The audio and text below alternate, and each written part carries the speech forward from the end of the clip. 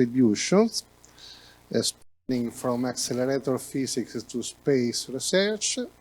And the first speaker is Sotirios Charisopoulos from the International Atomic Energy Agency.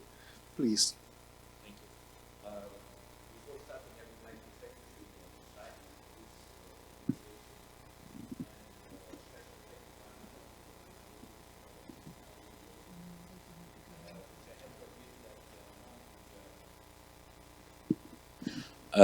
I was telling that thanks to Angela because she looked direction IAEA, and this is because the IAEA is usually not well known among the physics communities.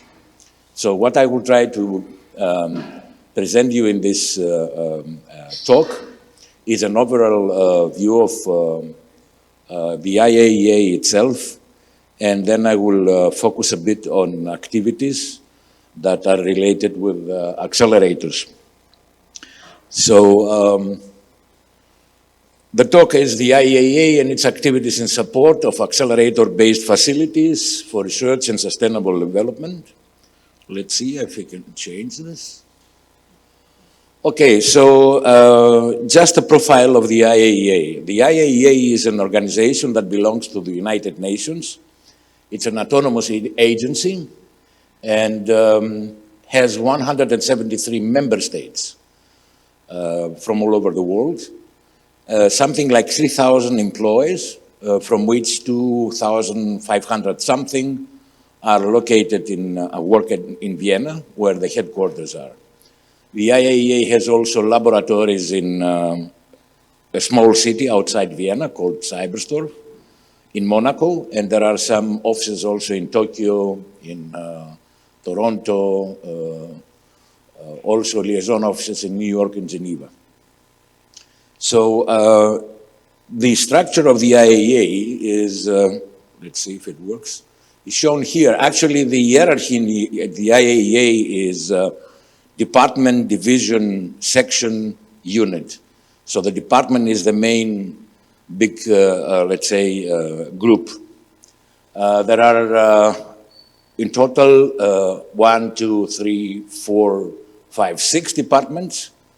The most known one is the Department for Safeguards, is what you all hear about missions for control in Iran and other places that have to do with nuclear weapons mostly. There is also a Department of Nuclear Safety and Security, which is in general responsible for the safety of nuclear installations. There is a Department of Nuclear Energy that deals with power plants, okay, nuclear power plants. Of course, there is a big department on management, because if you want to manage all these people and all the programs that you will see, you really need a department for this. Then you have the Technical Cooperation Department, which is very important because this is the department that is actually the hub. It is the bridge of IAEA to the member states, where knowledge transfer, through which knowledge transfer is passed to the member states. And I left as last my department, which is the Nuclear Science and Applications. This is actually what we call the department that is close to the research organizations. This department has, as you will see here, I hope it works. We have 3 divisions, three divisions: human health, physical and chemical sciences, where I belong, and the environmental laboratories. These are mostly the laboratories in Monaco. Our division then has 4 sections: radioisotopes and radiation technology, physics section, where I belong, nuclear data section, hydrobiology section. And our section has actually 4 main directions. The first one has to do with research reactors. Maybe we can change the battery at some point, it's okay. The utilization of research reactors, we have also a program on fusion, which is very, very large one, I would say. A program on nuclear instrumentation and on accelerators. And the section runs also a laboratory at Cyberstorf, the Nuclear Science and Instrumentation Laboratory, that contributes very actively in the last two activities. So the section is something like 20 to 25 people, and all in all, another 30 to 35 consultants and interns and fellows. So we are something like 60 to 70 people, depending on the contracts that are given. Somehow it is. Okay, good. So, okay, one could say a lot of things about the mission of the IAEA. But since we are discussing here about sustainability, the IAEA actually covers half of the Sustainable Development Goals that were defined by the United Nations, and this is zero hunger, good health, clean water, industry, climate change, clean energy, life below water, life on land, and of course partnerships. In any case, what the IAEA has as a mission is to assist the member states to plan and use nuclear technology for peaceful purposes. Also, it transfers knowledge to member states in a sustainable manner, which means actually the projects that are supported by the IAEA to be implemented by its member states, they have to have a sustainable character. Okay? Then it's also among the mission to assist member states to take measures for the protection of people against ionizing radiation. And of course, the IAEA is also taking care that the member states are using the nuclear techniques for peaceful purposes, and they are committed to. Okay, so the main thing to remember is that all the activities of the IAEA are driven by the interests of its member states. If there is something that is not in the interest of member states, then it's not within, let's say, the portfolio. So in the case of, if we can group the areas of work, one could say that there are three main areas. The first one is the science and technology, safeguards and verification, and safety and security. So I think safeguards and security is clear enough not to go into through. Also, the time is not enough for that. But if we want to, let's say, break down the activities in science and technology, I would say that one could group it as follows. We have sustainable agricultural development, food security and nutrition, medical applications, cancer diagnosis, clean water, protection of the environment, and industrial applications. If we go a step forward, this slide gives you an overview of the tools that the IAEA has to implement its program. And the main tools of the IAEA are, as in many other cases, are meetings, coordinated research projects. These are actually networks, the usual, let's say, networking activities that we are having in, let's say, in our scientific communities. We have training workshops, courses, dedicated schools, and publications and technical documents and guides that assist scientists all over the world to follow some specific methodology in their work. Finally, a very, let's say, important tool is also the implementation of technical coordination projects, which are projects to build capacity in member states. Now, what is the approach of the IAEA in order to serve its member states? The first step is to let's say, to work on research and development on specific topics, nuclear technology. And this R&D is done at the labs through these coordinated research projects, and also what we call collaborating centers. I will come to that later. So once the technology is developed there, then through a similar way, through CRPs, for example, or pilot projects, the technology is validated, and then it is transferred to the member states through the so-called technical cooperation projects. So it applies that if true, then give it. forwarded further. So I talked about the laboratories, and you see here that in Vienna we have one laboratory that is the isotope hydrology laboratory. It's one of the, I would say, the leading in the world because it happened to visit it, and the infrastructure is really top level, and it's very much used by developing countries in having services and looking for water supplies, especially in Africa and in Asia. In Cyberstorf, we have 8 laboratories, okay? And these are dealing with food and agriculture, human health, and nuclear sciences. These are the individual names, and here is also our laboratory, nuclear science and instrumentation. Okay, you see insect pest control, for example, animal production and health, plant breeding and genetics, soil and water management. All these laboratories, although the title doesn't really look nuclear, they are using nuclear techniques. And there are of course 3 more laboratories in Monaco that deal with protection of the marine environment, so radioecology mostly. Now, let's go into the very important technical cooperation program of the IAEA. So what is this? A technical coordination program is funded through extra budgetary sources, plus some contributions from the regular budget. This budget is directed to projects that are implemented at a national level or regional level or interregional level in order to use verified nuclear technologies by the states. So it is actually the primary mechanism, so to say, to transfer knowledge to the member states. And the key priorities here are health, nutrition, food, agriculture, water, environment, industrial applications, and nuclear knowledge management. This, for example, contains actions that assist member states, for example, to develop regulatory activities, okay?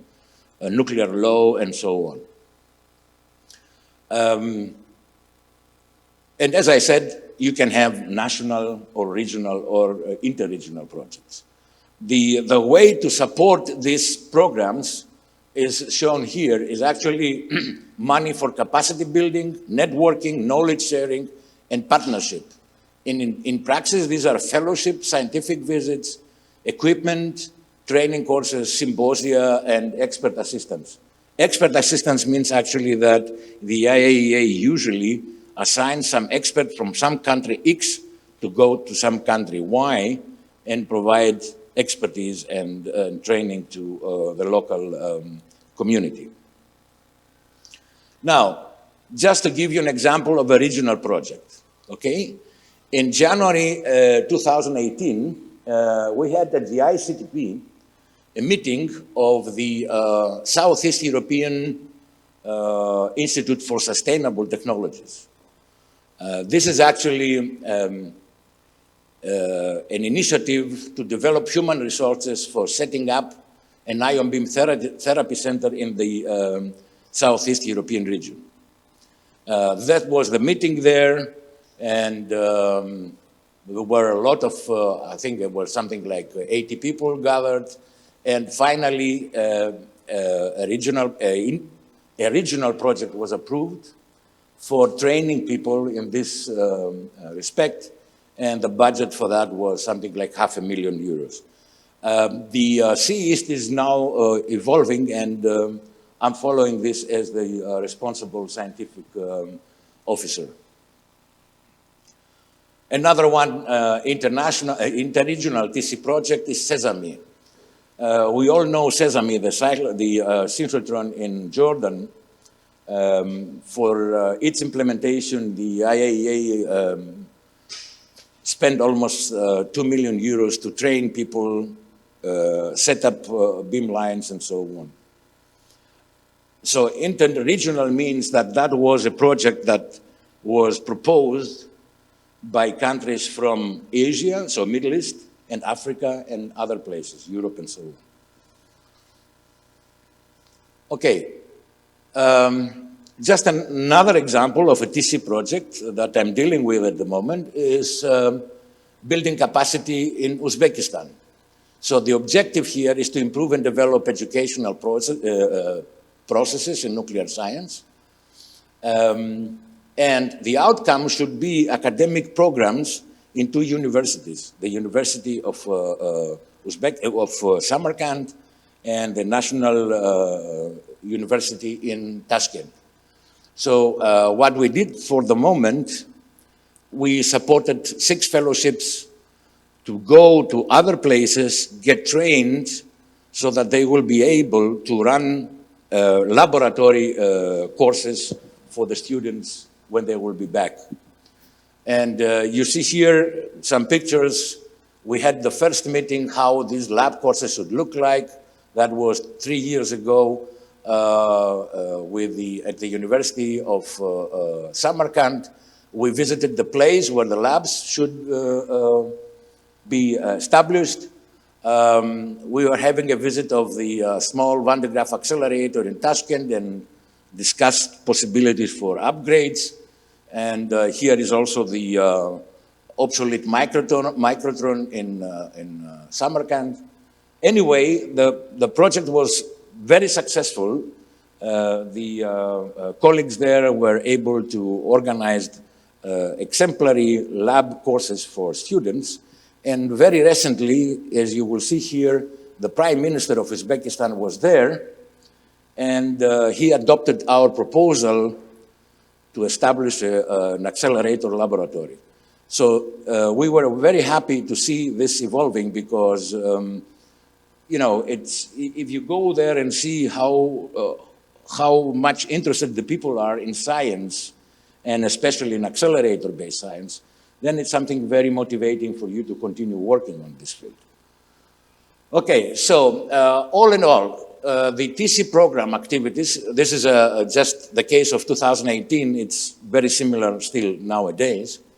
There were 1,016 TC projects funded by the IAEA, something like 2,000 fellowships and scientific visits, 146 territories were supported, and the funds that were spent were 78 million from the TC project and another 17 million from extra budgetary sources.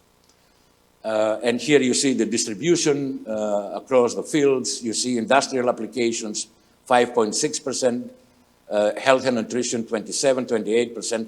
Health and nutrition is usually the biggest part in all these TC projects. Okay, now I talked about meetings. We have 2 types of meetings. We have consultancy meetings. These are small meetings where we invite experts to give us some recommendations on actions, on measures for coordinated research projects, networking, and so on, given the interests and the mission of the IAEA. Here you see a consultancy meeting that was organized in July 2018. I think some colleagues may recognize here Marek, our NUPIC chair, he was there. And the outcome from this consultancy was the organization of a technical meeting.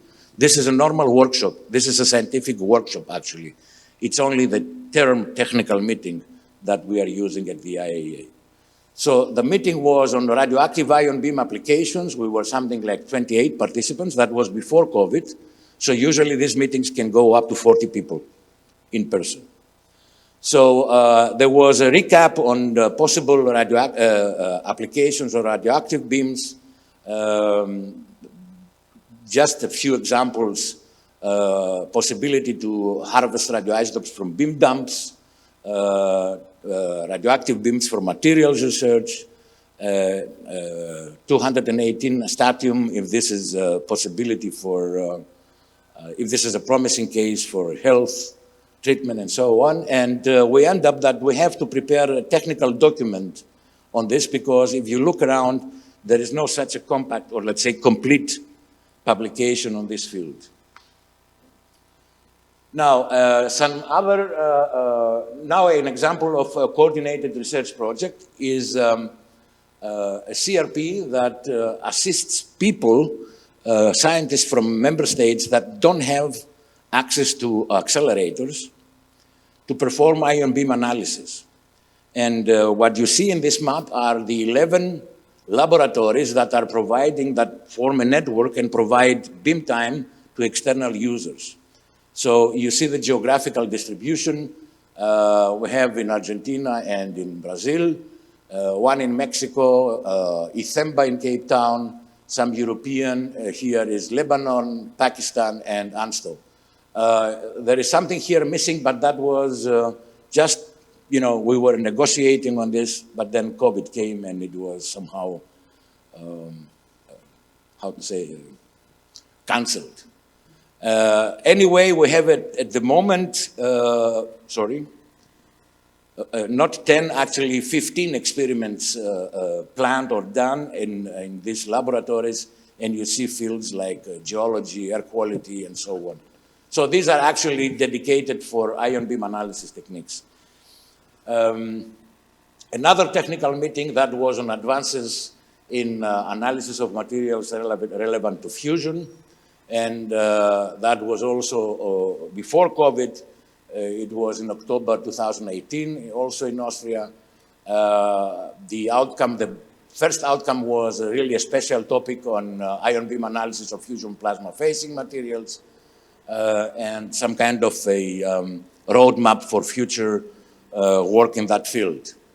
Now, as a result of this technical meeting, we launched a new CRP, and this CRP here, you see the action plan.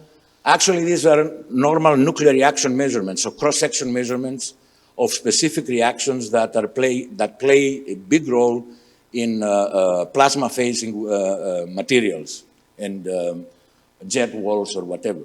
So also some stopping power measurements, because these are very, very important for the analysis of these cases.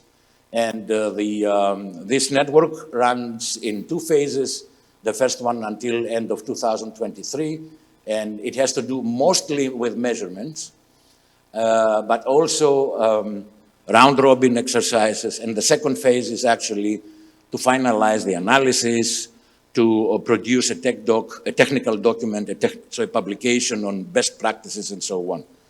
Okay, now, just to give you a distribution of this coordinated research projects, you see here also that if you take our department, the Nuclear Science and Applications, the biggest part is also, here is food and agriculture and human health, as usually, okay? Nuclear science as such is actually not a small portion, it's 13%, which is okay if you see all the competitors in the fields. What else do we do? Now let's go a bit to the specific topic of accelerators. The section is doing a lot in disseminating expertise in accelerator technologies. And if you see here, this is a program that runs very often in collaboration with the technical cooperation department. You see my colleague, I was telling that we help a lot member states to maintain their accelerator laboratories, refurbish, prepare strategy plans or business plans or technical support or technical design studies and so on. And here you see a few examples. This is in Jordan, in Bangladesh, in Thailand, in Lebanon, and in all these cases in all these countries. What is also worth mentioning is that we have specific agreements with the 2 laboratories, 2 facilities. The one is Elettra, and the other one is the ion beam facility in Zagreb. And because of these agreements, we can give to external users beam time access. So in the case of RBI, for example, we have 20 days of beam time available for those that want to go there and measure things, okay? What else? Training of young scientists and accelerator operators. Just 2 examples. In 2019, in December, We had the training workshop in Zagreb on hands-on operation and maintenance of electrostatic accelerators. You see here the topics, accelerator operation, vacuum system, ion sources, beam optics, and so on. And the next one will be held in Johannesburg at the facilities of ITHEMBA Labs. If I remember correctly, that is end of November or beginning of December. Another training workshop that was also at RBI, but that was not on maintenance and operation, that was on ion beam techniques and their applications. So it was planned to be in person, but it was not possible. But what we did is we prepared well-structured introductory courses, demonstration videos, and then around lunchtime, the lecturers were given homework to the students, which was prepared, and next day it was presented by the participants. So here there are some typical videos that can be downloaded here. The next one will be done in November 2022, and I will be there for just if somebody wants to come from students, please let me know. Training young scientists also, you see here a joint workshop with the ICTP that was in 2019 November. It was a very successful one. We were lucky because we were able to visit Legnaro one of the days, and during that day, all accelerators of Legnaro were open. So the students were fascinated because they could see single-stage accelerators, then they could see the big tandem, then they could see Alpi, all these facilities, and the cyclotron. I received so enthusiastic letters from students. You see here, for example, that is at the cyclotron, this is in the Moby Dick. Okay, at the same time we had a visit in Slovenia, and we could see the trigger reactor and the IBA laboratory. Actually, I think somebody is here from the ICTP. We are looking forward for the next call because we want to repeat this. And we would like to collaborate also with Legnaro and other Italian facilities. It was one of the most positive experience I had in my life as a teacher and so on. Okay, there are also scientific events that we support.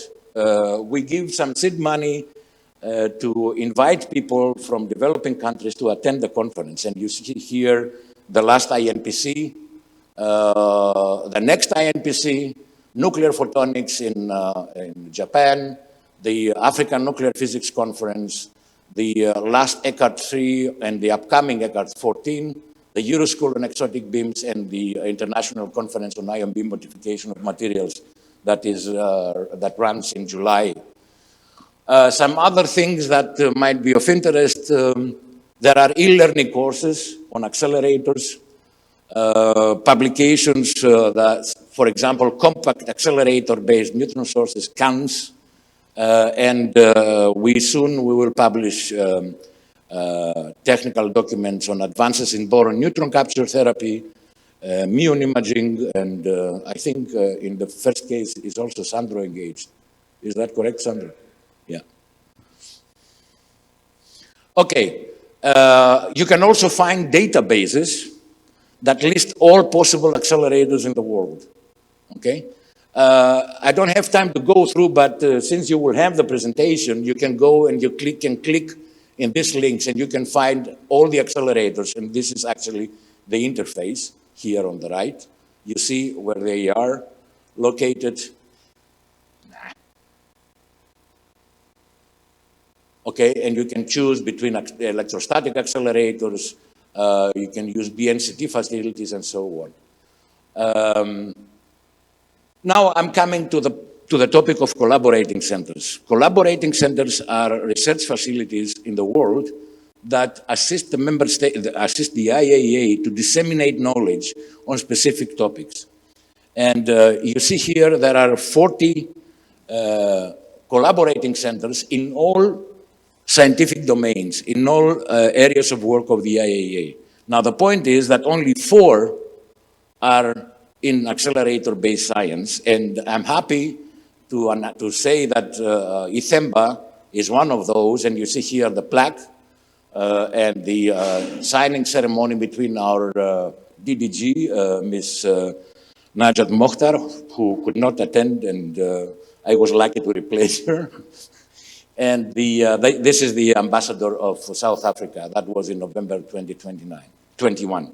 You see here, it's ITHEMBA, it's ILETRA, it's ORSE, not exactly ORSE, it's a group of laboratories and ANSTO in Australia. So we are missing laboratories, collaborating centers in this respect. Okay, I will skip this just to tell you that what we are interested at the moment is to establish an accelerator laboratory at Cyberstone. And this is because during all these years, when we had meetings with people from developing countries, they were telling us we are missing training in accelerator technologies. And for developing countries, this is not an accelerator like a synchrotron or a spallation source or whatever. These are simple ion beam facilities, okay? So what we thought is, let's do a feasibility study and ask around if this is worth the case. And it was proven that the specific questions that we said through a questionnaire, people are very strongly interested in training in accelerator technology like ion sources, vacuum, end stations, radiation detectors, ion beam techniques. And you see here, in all questions that we said, at least 70% were enthusiastic, yes. So following these needs of the member states, we decided to establish an accelerator laboratory. And to make the story short, we end up with 3 megavolt tandem. This is the, let's say, the red line for us. And this is the conceptual design study I was happy to complete. And you see here how it should look like. There will be an accelerator hall with a 3 megavolt tandem, and hopefully we will have enough money to continue with a neutron production facility. So secondary neutron beams. Okay, last but not least, the recent international conference on accelerators that we organized on May 23, 27. It was really one of its kind because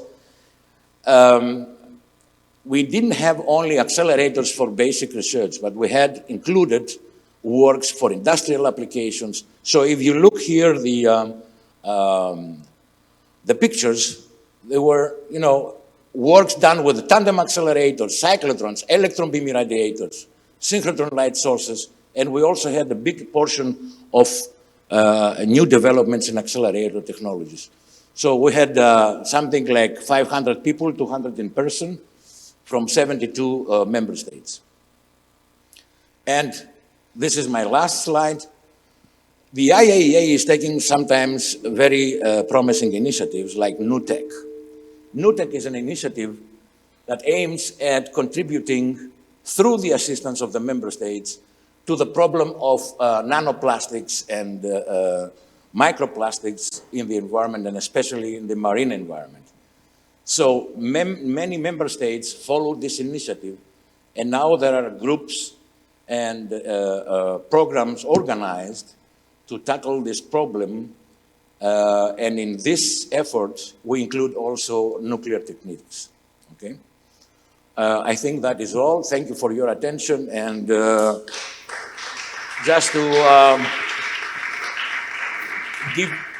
give credit to some colleagues of mine who were so kind to provide material for this presentation. I really thank you.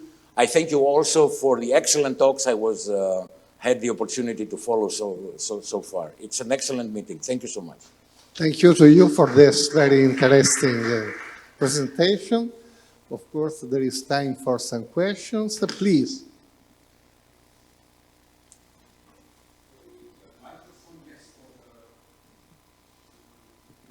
Yeah, Sotiris, I must say that these last 5 years, when I was exposed to IEA interaction, which I didn't have in the past when I was in France. I noticed, whether it's coincidence, I don't believe that it's you. And the activity within the nuclear physics part of the IAEA is increased a lot, and I wanted to congratulate you for that. Well, let me continue with a question now. So congratulations, because definitely there is a huge increase of activity. That means that we need people who are really on the field to drive things like this department. The question I have, or comment, is that one of the publications, the one on the compact accelerator yes. as a neutron source, is an excellent document. But sometimes I wonder if it's not good to devise decision makers in some countries. Because there are documents, nobody knows about them except expert, but then you have a government that make some crazy decision without having the proper advice that technology evolved, that you can do the same thing with cheaper, with more sustainable. So why IEA is not, or maybe IEA is very active on that. Can you comment on this direct interaction with policymakers? So first of all, these technical documents, I think we were both, and Angela also in NUPEC, this is some kind of long-range plan in the specific field. So it's not the intention to dictate the politicians to say, this is what you have to do. However, or to take decision for, this or the other part. However, through technical cooperation projects, I'm actually now coordinating two. One is in Cambodia and the other one is in Botswana. The people there, they want from the IAEA, meaning from our group, okay, to make recommendations, for example, which accelerator to order, which technology they should follow, okay? There are some cases, but you have to understand the policy of the IAEA. You don't say what you have to do, but I'm giving you the tools or the information to decide. So if you tell me as a member state, I cannot decide, I need your advice, then we will engage.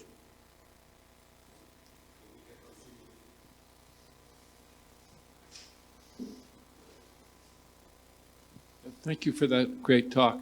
I would like to support Faisal a bit. As the former director of Triumph, I didn't actually know the full suite of activities that you have going on, and I would have, it might have been good to push a little of that information on me. I should have been searching it out, but there was a bit of a breakdown in the communications. My real question is,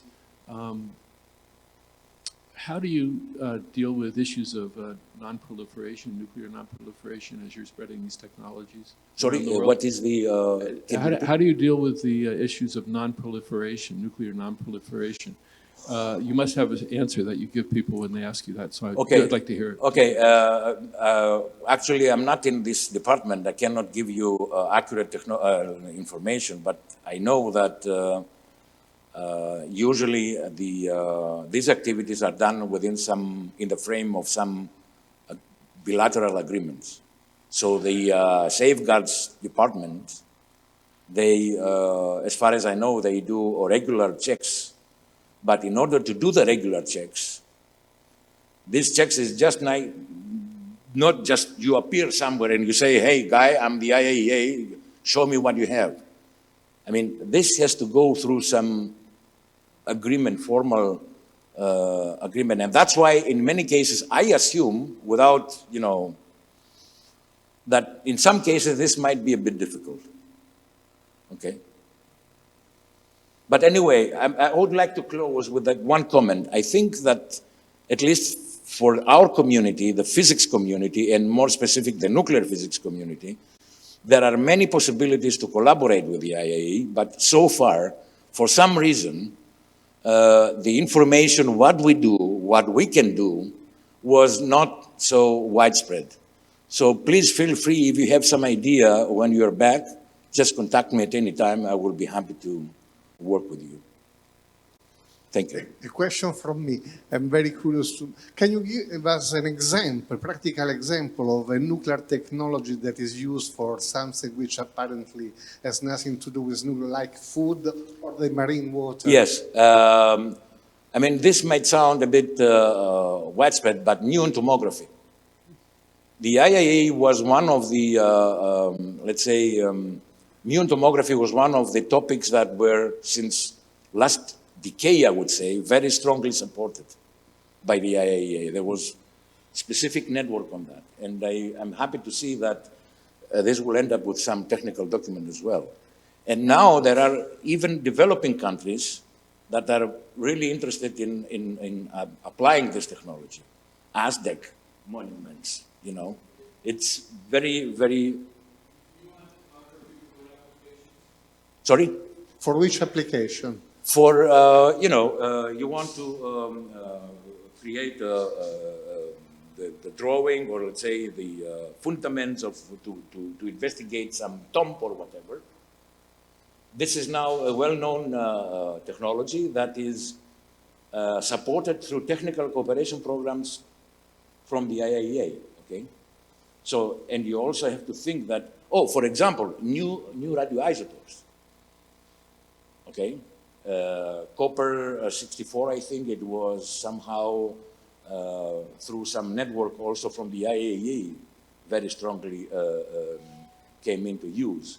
Or 189 zirconium, it was a lot of work done before going to the application of that at the IAEA. Okay? Thank you. I think we should thank again our speaker, and we can move to the next presentation concerning the role of ICTP. Sandro Scandolo, please. Perfect.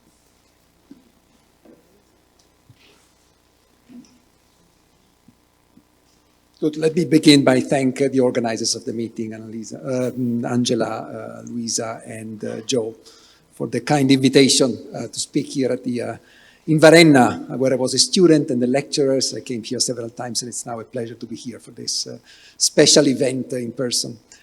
Okay, so actually I'm the only one in the program that can speak for 50 minutes. I think there was a mistake. And anyway, I'm going to speak for 40 minutes. Don't worry about that. So I guess you all recognize Abdul Salam, the founder of ICTP. I mean, he was really a great figure. I had the honor and the privilege to know him just briefly before he passed away in 96. I guess this is the pointer here. So let me begin by by setting the stage a little bit. I think this is the kind of things we've already been discussing quite extensively. But I would like to stress here the importance of the word global. We've been discussing challenges, but we haven't perhaps emphasized the fact that these challenges are indeed global, in the sense that they perhaps take place somewhere and they have an effect which is very far from the place where the problems have been created. I mean, a typical example is climate change, right? Climate change is one of the main consequences of climate change is problems with hydrology in Africa. But we all know that climate change has been essentially originated in developed countries where CO2 emissions have taken place in the last century. Of course, the spreading of diseases is also something we've been experiencing very closely in the last years. By the way, I think these slides was prepared before COVID, so it's diseases are there. Earthquakes and tsunamis. Nuclear safety is also, and I'm very, very serious. I don't see him here, but yeah. So hi, we're actually collaborating with the IAEA on this, and nuclear safety is another example. I mean, Italy, as an example, has decided not to continue with producing energy from nuclear power plants, but I live in Trieste, and 60 kilometers away from Trieste, there is a nuclear power plant. So I care, as an Italian, about how Slovenians are actually building nuclear power plants, and the role of the IAEA in this respect is crucial. So this is again to say that we must see these challenges at the global level. When we see the problems at the global level, however, we also have to realize that the problems can be local to some extent. Oh, sorry, went back here. And that solutions to these global challenges can be different, say north, south, east, and west, depending on how you divide the world.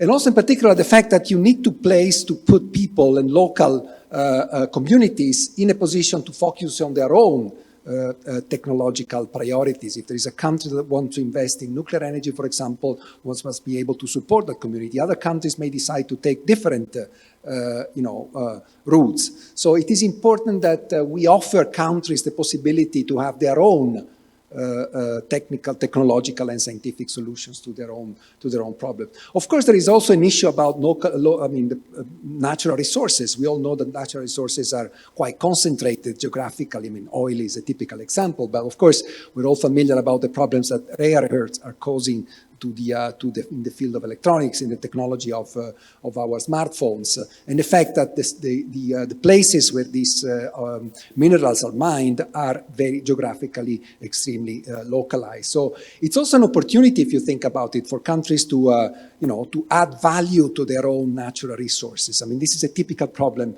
that African countries, for example, face. The fact that they are extracting a lot of minerals, but they essentially sell those minerals just without any processing. And there could be a lot of added value that these countries could add based on knowledge that they're not exploiting. So in some sense, I would like to argue that basic science, we have to be careful. We've been talking, of course, a lot about diversity and inclusion in different aspects of diversity and inclusion. And I would like to advocate here that geographical diversity and geographical inclusion is indeed very important when we talk about basic science for sustainable development. So, and that, of course, raises a very important question. This is there as a provocation, of course, as you immediately see. And in fact, I'm using this slide to give a similar talk to high schools and even middle schools. I took these two pictures from two subsequent pages of an Italian magazine a few years ago. And on one page, there was an article about CERN, the discovery of the Higgs boson, and the triumph of science, right? You turn the page, and there was an article about famine in Congo, right? So I think if, of course, we are all educated. We all know the answer to this, apparent paradox. But then when you talk to policymakers, you talk to the public, I'm pretty sure that this is a burning question. I mean, how can basic science be a priority everywhere in the world? So let me try and give you an answer. Actually, it's not my answer. It's the answer that Abdul Salam used to give. But let me start with something again very simple. Again, I borrowed this slide. I'm using these slides for high school. So I mean, apologies for the perhaps the fact that they're a bit naive. I asked the question, I mean, if you were given $1 million to run a program to solve the problem of, hunger in some countries, what would you do? You ask, of course, an elementary school, the answer, well, I would give, 1 million meals to all the people who are in need, of course. We all know that this is not the right answer to the problem. Some others would say, well, I would build a hospital. Some others, actually, when you go to middle school and high school, start saying, well, I would build a school. That's actually quite interesting. And, but nobody, I mean, at least the students I talk to would ever say, I would build a research institute. So why the hell should you consider build a research institute in Congo or in Rwanda or in Kenya, in places where people still die because of hunger? Now, there is, of course, this well-known multiplicative effect, right? If you have somebody who is, I'm saying, a university professor, but it could be a research and advanced researchers, these people normally train university students who in turn in most of these countries become high school students. I mean, this is just an example of this sort of multiplicative effect, how this, the benefit of doing basic science at advanced level can bring to a given countries. So you have perhaps most of these students will become high school teachers. High school teachers will train 200 high school students.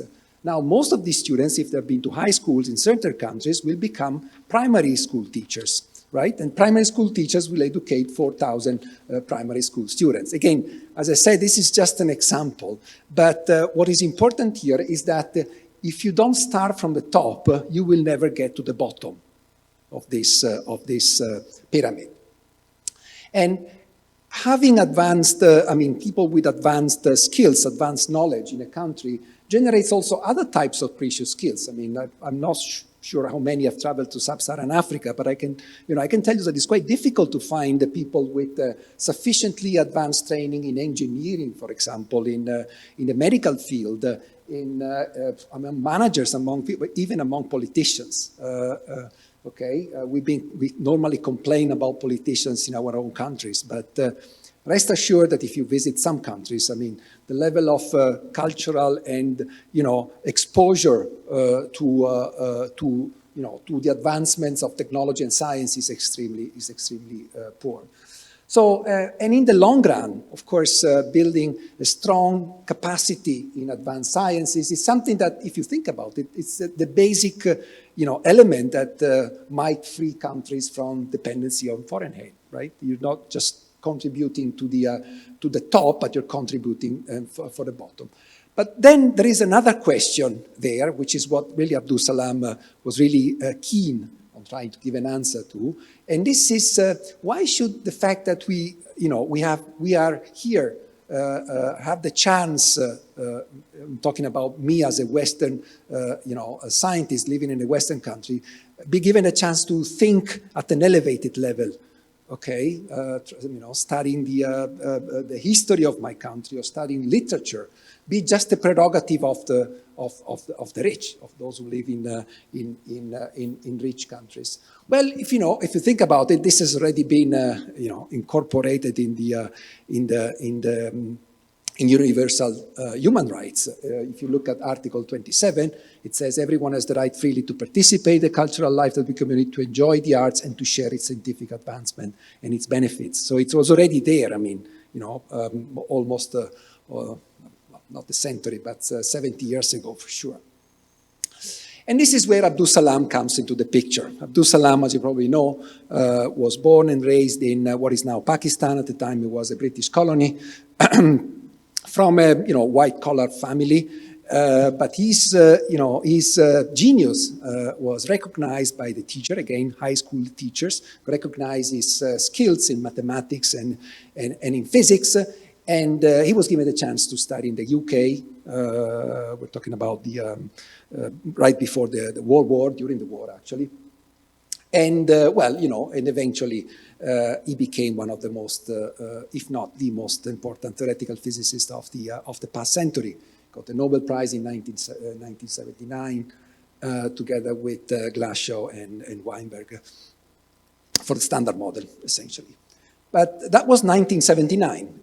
Before then, Abdus Salam, he realized that he wanted to give the same opportunity he was given himself. He considered himself as lucky to be given this opportunity to study in the UK. He wanted to give the same opportunity to the hundreds and thousands and tens of thousands of young students who did not have the environment to be given advanced education, especially in physics and in mathematics. So he convinced the IAA. Once again, the IAA was really crucial in the establishment of the ICTP. Abdus Salam was a member of the Pakistani delegation there, and he convinced the DG of the IAA at the time, Eklund, to establish, actually convinced all the member countries, all the IAA member countries, to establish the ICTP, the International Center for Theoretical Physics, a place where which essentially became the sort of global hub for physics and mathematics for scientists from all over the world, with a special emphasis, of course, on scientists coming from developing countries and from the most diverse regions of the world. Abdus Salam likes to say that scientific thought is the common heritage of humankind. He used to say that, people can be divided by religions, by political views, by languages, but in front of a mathematical equation, we all agree. So that was really, for him, the most important aspect of bringing scientists together so that they could talk to each other. And in fact, ICTP has been for a long time one of the few places where, back in the age of the Cold War, one of the few places where Soviet scientists and American scientists could meet. In fact, the first meeting, I think Joe was also, he wasn't there, of course, but he reminded me a few years ago that one of the first meetings was in plasma physics in 1964. Which was really one of the first places where we're starting to discuss peaceful applications of fusion. And in fact, it was really one of the first occasions for Soviet scientists to could meet with American scientists. This is another example of Abdul Salam's, diplomacy in trying to bring to the West the Chinese scientists. He actually managed to pay a visit to Zhou Enlai, who was the premier of the Chinese premier at the time, and convince him when the Cultural Revolution slowly came to an end at the end of the 70s. He convinced the Chinese government to allow a group of scientists to finally be able to visit ICTP. We are now in 1979. That person there with the black jacket is Kun Wang, the Born and Wang. For those of you in condensed matter physics, you might remember the famous book by Max Born and Kun Wang. Okay, how does the world look like nowadays in terms of, how we do in terms of physics in different parts of the world? 50 years after the beginning, more than 50 years after the beginning of ICTP. Well, we're not really doing very well, to be honest.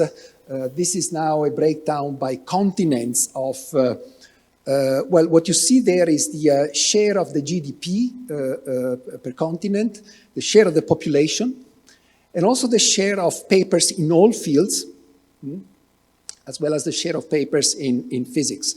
Of course, the percentages in terms of papers are sum up to something more than 100% because of international collaboration. So one paper can be listed in 2 continents because of international collaborations. So as you can see, if you look at the developed world, North America, Europe, and to a large extent also Asia nowadays, you see figures like in terms of physics, for example, which are essentially, it's number of, for example, in North America the share of papers is more or less the GDP, in spite of the fact that the population is much less than that. China is, of course, doing much better, but essentially also because the population, there's many more scientists, even though the GDP is less. But there are clearly pockets, like South America, where it's definitely not really doing very well. There are some countries, of course, Brazil and Argentina are doing well. But then you look at Africa, and this is really, depressing in some sense. Sorry, keep pushing the bottom here. And for example, in terms of physics, only 1.5% of the papers in physics have a co-author who is based in an African organization. So this is the starting point, I think, for all our actions today. I'm not sure you've ever seen this. There's a nice website, it's called SciMago, where you can actually calculate, I'm sure you're familiar with the H-index, right, for individual scientists, but you can actually calculate the H-index also for a country. You just take the number of papers that have been cited, that number of times, at least that number of times for a given country instead of a given scientist. Okay, so this gives a little bit of a measure of the impact that science has, impact of science produced in a given country has on science worldwide. And there are some interesting facts. For example, China, whose number of papers is now comparable. I think that this was actually taken in 2016, if I'm not mistaken, this picture. So now China is even doing better in terms of number of papers, comparable now to the US. But if you look now at in terms of H-index, the H-index of China is still a factor of 3 lower than that of the US, for example. So in terms of impact, there is still a lot of China has to do in order to get to the top of this ranking. But this, of course, it was not the purpose why I showed the H-index. What I wanted to show you is the next slide, which is the slide of the impact of physics coming from Africa. Okay, you can actually, this was done in 2014. Sorry about that, I didn't update it. You can check the website SciMago and you'll get the updated picture. It doesn't really change too much. It changes just a little bit, a few units here. So of course, South Africa is the strongest country in the African continent. But what I wanted to show you here is the fact that if you look at the H-index of most African countries, well, I'm sure I'm talking to an audience whose average H-index is probably in this range here. So you yourself individually would be probably 4th or 5th or 6th or whatever in individually, your impact is higher than that of 3/4 or even more than 80% of countries, of African countries. And in terms of numbers, you see here the total number of papers in Africa is a factor of 6 or 7, less than simply the number of papers published in France, not to mention the impact in terms of citations here. So it's a bit of a depressing situation, and we certainly need to do something to catch up. Now, is funding the real problem? Yes, it is. If you try to plot this data that I showed you before, this is now citations, as a function of spending in research and development for countries, you see that there is a reasonably good correlation between spending and impact, if you measure impact, of course, in terms of citations, which is only one possible measure. The interesting thing is perhaps the outliers of this correlation, that these countries like, for example, very rich countries, like Qatar, Kazakhstan, Luxembourg, and the Emirates, whose performance is definitely much below the what would be expected for this correlation, but also the outliers on the left side. Countries like Iran, for example, or Bangladesh, surprisingly, are doing extremely well in terms of impact in spite of extremely low spending in research and development. So there is certainly more than just money that determines the impact that the country, a community, can give to global science. In fact, by the way, an interesting consequence of this nice correlation is that the cost of one citation is $50,000. Okay, just take the straight line there, and you immediately find that the cost of one citation. So be careful when you cite a paper in your papers. You're adding a value of $50,000 to that. Of course, this assumes that the only outcome of research is citations, which is not. Of course, it's just one possible measure. It's a joke, of course, right? So there's more than that, and what is more is certainly the human factor. I've traveled a lot to countries, to developing countries, and I can tell you that countries like Bangladesh and Iran are really investing heavily, like countries like Ethiopia or Vietnam are investing heavily in advanced education, not only in pure research. So they're making sure that their university systems, for example, are up to the competitive levels compared to developed countries. The human factor is, of course, extremely important also in perspective. If you consider that, this is a statistics you can find, pretty much everywhere. 2/3 of the children that start in primary school now will be employed in jobs that don't exist yet. So this is, again, another reason why investing in human capital at the basic level, in that fundamental level, is extremely important to be ready to face challenges that we are not even aware of nowadays. The other aspect, of course, is that, of course, it's difficult to invest in capacity because capacity takes a long time, right? It takes 1 year to build a hospital if you have the money, but it takes 15 years, even if you have the money, to create a medical doctor, right? So it's something that requires long-term investments that some countries may have difficulties to sustain. Again, sustainability. Sustainability is also economic sustainability for a number of countries. So this is statistics actually about the PhD now. I'm collecting data that you can find on the web. I was familiar with most of these initiatives, so that's why I'm presenting them here. So there are situations like, for example, this is just a reference here. This is figures that I took from the APS website. In 2012, in the US, 1,762 students graduated with a PhD in physics.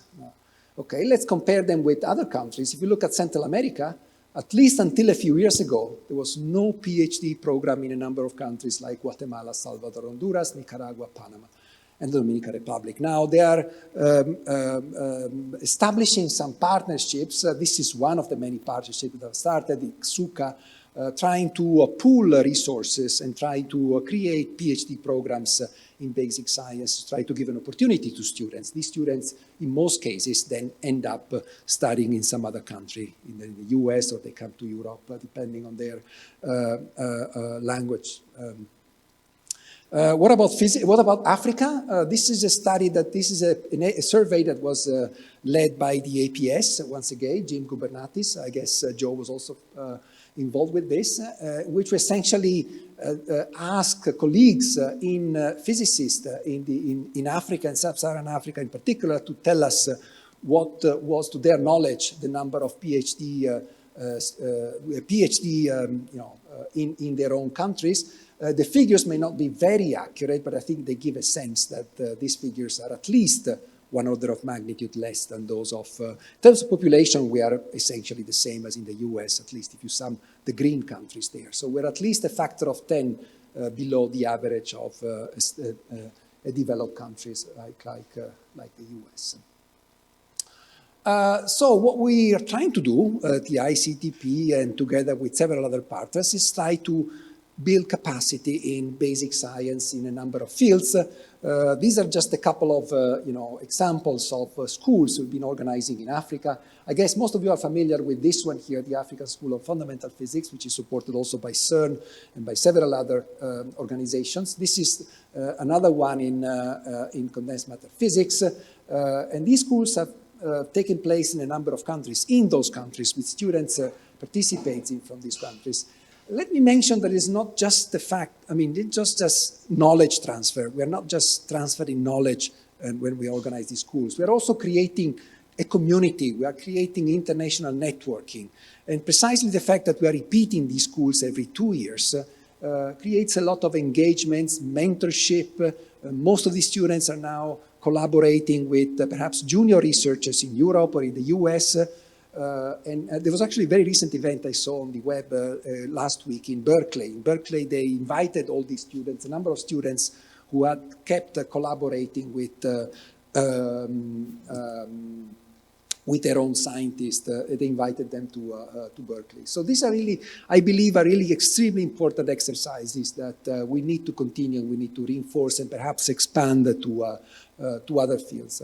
Of course, the gender problem is extremely important. And again, once again, in recruiting the younger generations of scientists, I think we need to pay extreme attention to a gender balanced recruitment. At the ICTP specifically, we've been organizing this series of workshops to give female scientists, junior female scientists, with those tools, with those soft skills that sometimes are the thing that is lacking in a female young researchers in order to progress through their career effectively in a world, in a community that is dominated by white male with beard and tall and so on and so forth, right? So this is extremely important. I don't need to mention international collaboration, the importance of international collaboration, but let me just mention one example where I've been involved, and this is LAMP of international cooperation. This is a cooperation between ICTP, IUPAP, IUCR, the International Council for Science. Here, essentially, we started from the consideration that if you focus at least on synchrotron radiation, I'm a condensed matter physicist. For me, large facility doesn't mean a particle accelerator. At least it does mean a particle accelerator, but a particle accelerator used for synchrotron radiation applications, okay? So if you look at the map of synchrotron radiation facilities in the world, there are clearly some dark areas. Africa in the first place. It's the only continent where there is not a single synchrotron radiation facility. But even if you look at Latin America and the Caribbean, there's only essentially the Brazilian light sources, nothing else. And there are still a large, gaps also in Southeast Asia. So one of the things that are, of course, important when a country, for example, considers having their own synchrotron radiation facility is whether there is a critical mass of scientists who can take advantage from this facility. This is really the main question that countries are asking. So we decided to launch this program, which is not a program aimed towards the construction of a synchronous radiation facility, but it's a program that is precisely meant to build critical mass in the topics, in the scientific fields that are relevant in synchronous radiation science. So we essentially, we asked regional committees to develop their own strategic plans, but let me just focus on here, this one here, which is the main program of LAMP. These are scientists from a country where there is no synchronous radiation facility who are given the chance to visit an advanced light source in another place to be trained, to understand what it means running an experiment on a synchronous radiation facility, so that they can go back and hopefully, distribute this information also within their own communities. By the way, the program is restricted to first-time users. So you cannot apply if you have been already visiting a synchronous radiation facility. You have to be a first-time user of the facility in order to take advantage of this program. And let me spend the remaining, I have 50 minutes, right? No, of course. The remaining, say, 5 minutes, 7 minutes, giving you an overview of what ICTP does, my own institute. So we are located in a beautiful place. I guess most of you have been already to ICTP or will be visiting us soon, Annie, right? So again, funded by Abdul Salam, we combine world-class research. So we are all research, active researchers. We are not program managers at the ICTP, but at the same time, we have the mission to support science in the developing world. So we actually try to cover both aspects of this, activities. We're currently governed by a tripartite agreement between Italy, UNESCO, and the IAEA. We receive most of the funding from the Italian government as a contribution to international cooperation in research. And we cover the core areas of course, have some memory of the fact that the TP of ICTP stands for theoretical physics, right? So Abdul Salam actually was the one who created the area of high energy and particle physics at the ICTP. Condensed matter was also introduced already in the late 60s, early 70s. We have a strong section in mathematics, and more recently, in the last 20 years, let's say, we've also expanded into areas that are a bit more applied, partially also to respond to needs and requests of countries, of scientists in the countries we normally collaborate with, to provide expertise also in areas that is more crucial, more important for their own country. So we have a very strong group dealing with climate modeling. Filippo Giorgi is the head of the group. They're heavily involved also with the IPCC. We have a group dealing with seismology. We've recently introduced a section dealing with theoretical life sciences. These are physicists essentially trying to apply methods borrowed from mathematics and physics to understand the behavior of biological systems, including humans, by the way, seen as biological systems. And also, we have some special initiatives that are starting and eventually might condense into something a little bit more structured. We have a section working on connectivity. Connectivity is extremely important.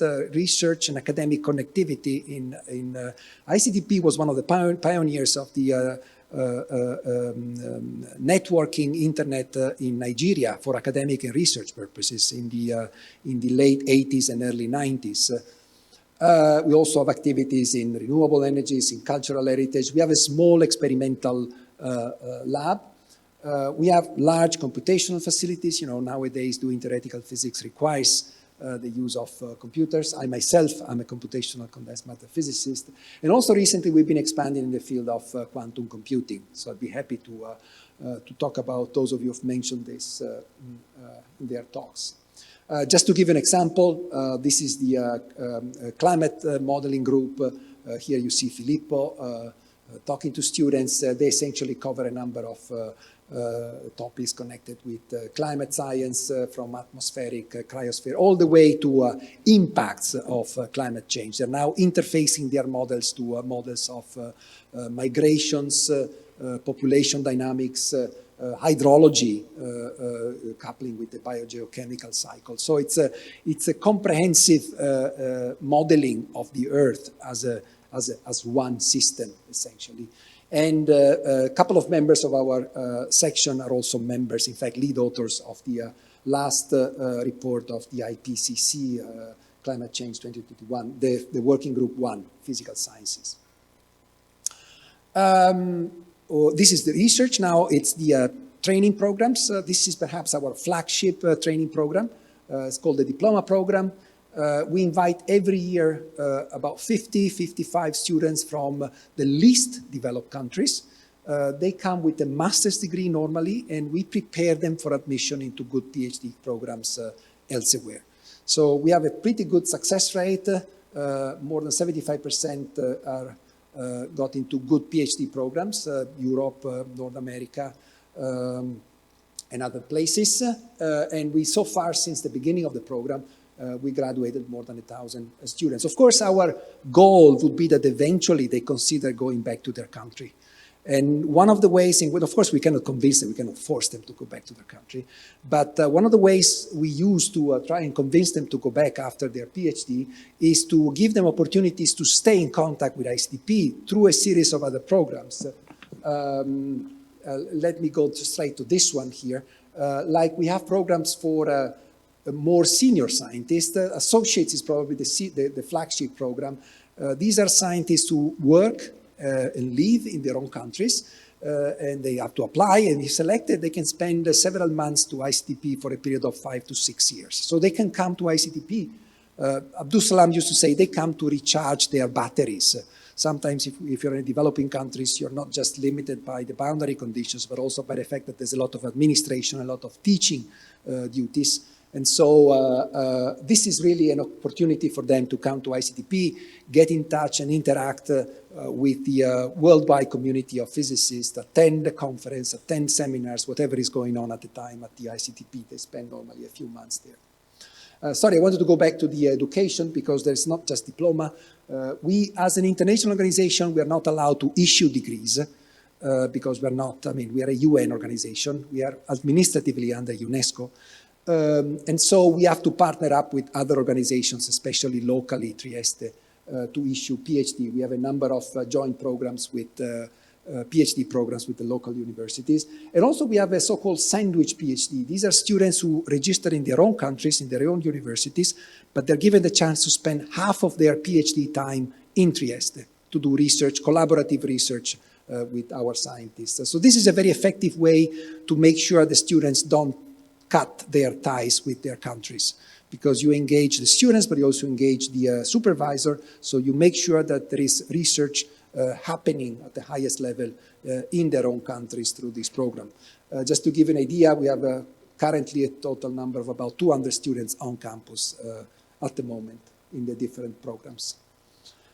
Conferences, I'm sure many of you have been to ICTP. I saw several pictures of ICTP conference being held at the ICTP. We organize more than 60 conferences. Of course, COVID has seriously reduced the number of in-presence activities. We're actually going back to normal almost this summer.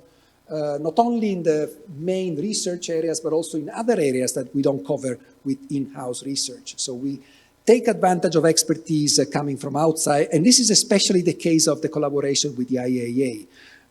About 10 to 15 workshops are organized by colleagues in Vienna coming to ICTP, like Sotirios, who come to ICTP and help us running workshops and training programs for scientists from all over the world. So in terms of total numbers, more than 160,000 scientists have visited ICTP since the beginning. We normally have about 6,000 visitors every year, scientists visiting ICTP, more than 190 countries. Of course, we're still facing the problem that 26% only of our scientists, the scientists visiting ICTP are women. As I said, we're trying to do our best to increase those figures. What's next? Well, next, we've been already starting this, and Annie has mentioned this in her talk. We've been establishing partner institutes in crucial places. So these are all countries that 50 years ago, they used to be on the receiving side as far as ICTP was concerned. China, for example. China 50 years ago was a place that used to send to ICTP most of their scientists because ICTP was the only place they could send in their scientists. But now China is a big power in science, and so they decided to host the partner institute to work at the regional level and try to give opportunities at the regional level. So, and we will soon, I guess, receive a proposal also from Armenia. So I'm very happy to be able to discuss it with Ani. Just a couple of success stories. Maybe you know these people. Freddy Cacciaso is probably he was a diploma student. He is now one of the top theoretical physicists. I would like to mention this guy here, Narayana Adhikari, because you might not know him, but I'm looking specifically at the APS and at the US. He's been sending more than 1,000 students to PhD programs in the US. If you look at the statistics of the PhD students in the US, look at foreigners, okay? The top is China, second is India, the third is Nepal. Okay, so the third country in terms of percentage of students enrolled in PhD programs in the US is Nepal, and most of them actually come from this person who was a diploma student.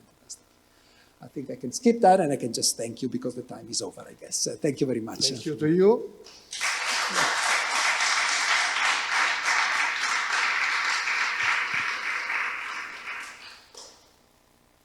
Please.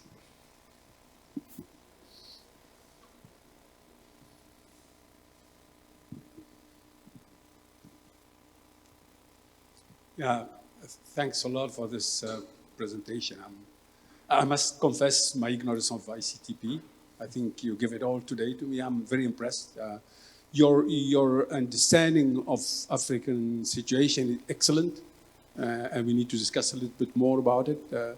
Everything starts from school, and this is the problem, the quality of teachers, and even universities. And I think you made it clear here. One point about this light source, African light source. There are some very excited people. I think the position you're having is excellent. For 5 years, I'm saying the same thing. They are not listening, but please keep on this strategy. This is how they will do it sometime, or we will do it, because I'm African first. And I see that North Africa is an exception. I know why South Africa is an exception. I will try to touch on that. But North Africa, the reason is just because there is a sea between Europe and it's something very strange. They were all colonies, and for some reason, I think it must be the short distance more than anything else. And yeah, it's just a comment. I'm very good. I'm impressed. Thank you. Keep on the same Yeah. way. Thank you.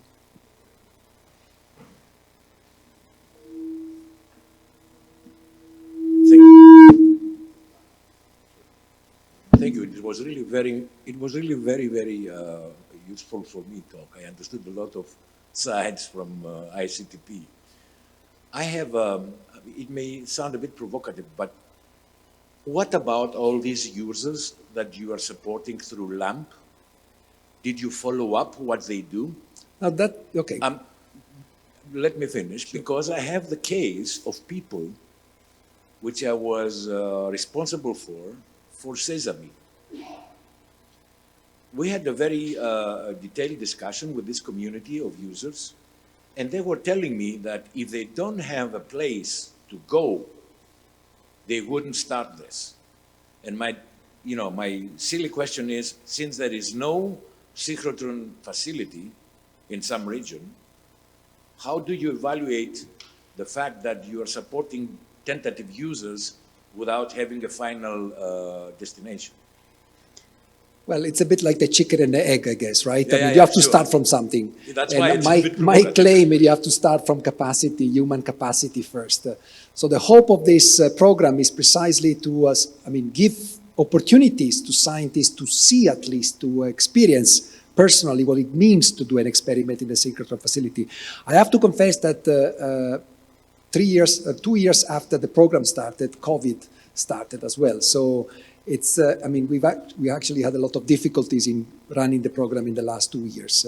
I guess if we see the consequences and impact of this program, we will see it perhaps not even in 1 or 2 years, we'll see it in 10 years or in 20 years, as soon as the African light source will be available. Anyway, I think it would be very, very useful for, scientists to follow up the users that you are supporting after, let's say, 2 or 3 or 5 years, wherever you are. Yeah. I'm afraid that if people, young people especially, do not get some place to work or what they learn, they somehow start being very Yeah, let me also mention that doing circularization experiments is not a job. I mean, it's a job for somebody, but you can also think of it as a facility you're occasionally using for your research, right? So you don't really need to go back and have a job in a synchrotron facility. You go back in your, synthesis lab, and then you occasionally go to a synchrotron to characterize your samples.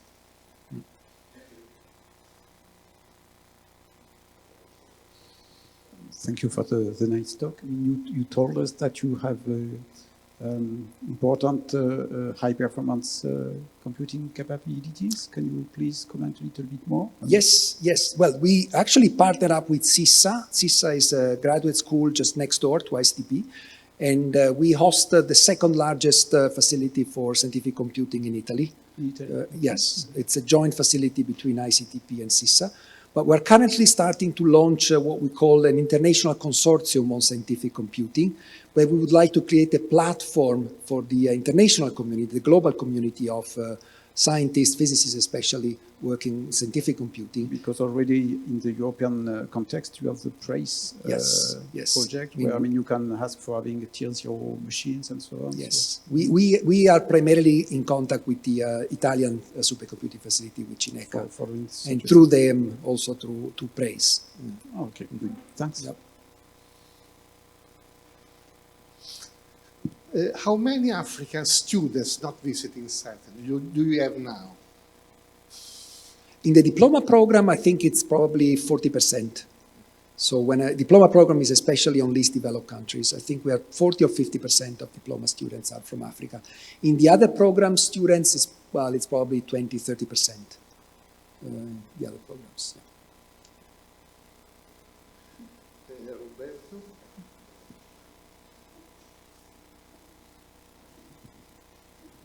Thank you so much for this presentation, which were very illuminating. I don't know if I'm able to ask the question in the right way, but people coming from China, Pakistan, the Far East, not Africa specifically, have a history of being trained in US, as an example, or in Western countries, and with a presence, also China, of course, Chinese people, and have a presence which is sometimes overwhelming with respect to the people originating from that country, in science, not in lawyers or bankers, okay, in science. For some reasons, this is not yet true in Italy. Okay. So the question is, do you agree with that? And number two, why? I mean, there is a kind of difficulties for them to. I think this is a trend which is worldwide. It is a kind of this is a trend that people from emerging countries get educated in the Western system. Is a worldwide country, but in a sense, this is not happening the same pace in our country. Why? Okay, I think it's a very interesting question, and a question I actually never thought about. So thank you very much for raising this question. If I have to give my, immediate response to this, probably what I would say is that in most of these countries, the countries you mentioned, at least until 10, 20 years ago, what was lacking was this sort of advanced education at the PhD level and above. At least, I think as far as the, undergraduate studies, most countries actually do reasonably well, even among the least developed ones. Where there is really a gap is at the moment you start doing research together with education. When you combine, you start, overlapping the educational aspect with the training in doing real research. And this, as far as I can see, is the missing link in some countries. I would say probably Pakistan at the moment. I probably wouldn't say China right now, but China 20 years ago, probably yes, it was still the case. But that is really my first reaction to this. I would have to think about it. And thank you very much for raising the question. Yes. We have time for the last question. Thank you very much for this talk, Sandro. And I have much to understand about how the ICTP programs work. My question is, how is the funding model made for ICTP? It's under UNESCO and the UN. Does it need to be government? You mentioned ICTP centers don't give out degrees, but they associate with places that give out degrees. So I was just wondering how the Yeah. focus is made. So ICTP Trieste, at least, is an international organization. We're under UNESCO formally. We're a Category 1 institute of UNESCO, so I'm a UNESCO staff member. However, funding for ICTP comes 87% from the Italian government, okay, and about 10% from the IAEA. I'm walking at Sotirios to thank him, and the rest comes from external funds. Okay, so it's primarily Italy. It's really a generous contribution of Italy, who sees ICTP as a sort of scientific diplomacy network. I get phone calls from the Minister of Foreign Affairs quite regularly asking me to put them in contact with, for example, there's a former student of mine, is Minister of Energy in Lesotho. Who was speaking about Lesotho? I remember somebody was speaking about Lesotho. Anyway, so this is the kind of scientific diplomacy that the Italian government values when it supports ICTP, I guess. Maybe we have to continue. Very interesting, but I think we have to close now for your topic. So thank you again. And now is the time of Itemba role, who is Faisal Azayas.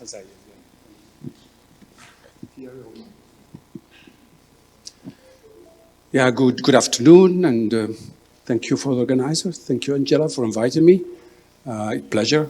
Actually, it's more pleasure to discover things that I didn't know about, and I'm really excited. As I will start describing here, I wish I could tell you the situation of basic science and relation to sustainable development in the whole continent, but it happens that I've been trapped in South Africa for 6 years. I couldn't really discover, except maybe a few countries, maybe I say something about them. I'm going to tell you mainly about South Africa. And South Africa, you've seen it. I don't think it's representative of Africa. I will come back to it. It starts being Africa. And this is where the challenge is, and I hope I can share this with you. It starts since 10 years to become Africa. Before that is not Africa. It's something else. I will come to it. I tried not to be controversial because some aspects are related to the South African history. Let me start with I changed the title. I changed the title with the pointer. Is this the pointer? Oh, okay, no problem. So I changed the title. I wanted to use two words that are very much part of the African culture. One is legacy, the other is tradition. So I tried to use these two words and change the title, but it still means what it means. So South Africa has a legacy, and I will try to share the legacy, the South African legacy in basic science, more on subatomic physics and astronomy than any other field, but still representative of the legacy. And after that, I'll try to tell you about the challenge. And the challenge is about maintaining the momentum that this legacy gave to the country. So this is the map of Africa, and you see it is an exception. I discovered that my own country, Tunisia, is also part of the publishing country. Actually, the lady that had the associate, we were in the same school together. I'm very happy for her. So you see, if you look to Africa, South Africa is very special because of very simple things. And I call it, this is really a demonstrator. If you have a basic science in a country for decades, the technology, the sustainable development comes naturally. So this is the biggest, the most clear evidence of policy for a policymaker why basic science is fundamental for development. South Africa had 70 years of nuclear physics and accelerated basic science, 70. So one of this cyclotron there that is still living is a grandchild of a tandem accelerator that has been built 70 years ago. The South Africa is known for being the astronomy place. 200 years. I mean, the South African Optical Observatory has celebrated 200 years last year. Unfortunately, it was a Zoom celebration. So we have here a background of basic science that made that South Africa had, I think if we don't forget about the Peace Nobel Prize, but science, up to 6 or 7 Nobel Prizes, 3 in medicine. Actually, one of them is the tomography-assisted scanning. I mean, computer-assisted tomography. So you see, we are not talking about Africa here. It's something else. And remember, Africa is 81% or 82% of native African, although the white South African are also native African. We should not forget that. But the era of the apartheid made it that all that has been done, that the cyclotron was possible, that the South African Large Telescope, which until maybe 10 years was the largest. I'm looking to my colleague as astronomer. And of course, this allows that many, the new generation, and I am modestly contributing to that, is to try to take a legacy for the future. So SK is one of them. It's a large square kilometer array, international project based on radio frequency astronomy. And the other is the project that is already well advanced. Actually, half of it is done already to try to keep the momentum of the legacy on accelerator-based sciences. So the first part will be describing how the legacy allowed Itamba Lab and South Africa to be in a very honorable position in terms of science production, and also assistance and collaboration with other African countries. I will describe this. And after, I will go through what are we preparing in order to keep this legacy not only alive, but build on top of this legacy. So I will talk about a little bit more the future. Okay, and the reason for that is that after 1995, the country became the real South Africa, in the sense that 82% of black South Africans are part of the country completely. And then now you have to include them on everything you do, which becomes the real challenge, because their education is not the same level as the white South African, because of many things. I think you know the story. So that's why I said South Africa is not Africa, but since 10 years, it is Africa. It is really going fast, and we are losing a lot of momentum. So there is a need of infrastructure and initiative of that kind, whether it's SKO or the South African isotope facility that I will be describing. So yeah, the legacy made it that South Africa, it has a facility, accelerator-based science facility, based on accelerator, that is one of the largest. It's the largest in the Southern Hemisphere, and one of the largest, comparable to other facilities in Europe, in terms of the size and the capacity. So we need to keep this in mind. So we're not starting, I'm not starting a history on Ghana or Cameroon. We're talking about something existed already. And this facility was built between 3 communities, a community of nuclear physicists, so I think 32 years ago, a community of people who thought that radiation can be used to treat cancer. So 30 years ago, Itamba Lab was among the 5 accelerators used for therapy. Can you imagine that? 1 over 5 at that time. So now we have many tens of facilities doing that. What else? Radioisotope. Also, the country 30 years ago started producing radioisotope. So the strong point of Itamba Lab, as you will see, is knowing the technology of how to produce, separate, and do the molecular biology part, the labeling part, because it has been done 30 years ago. So we are building on knowledge already. So Itamba Lab has 2 sites. One is in Cape Town, the lower part, the biggest part of Itamba Lab, and a smaller component, which is the accelerator and mass spectrometry department in Johannesburg. So the Itamba Lab has four facilities, four laboratories in one. One is, as I told you, there is really no pointer. I have to, is this true? No pointers? He told me that. The green button, I see. Oh, sorry, thank you.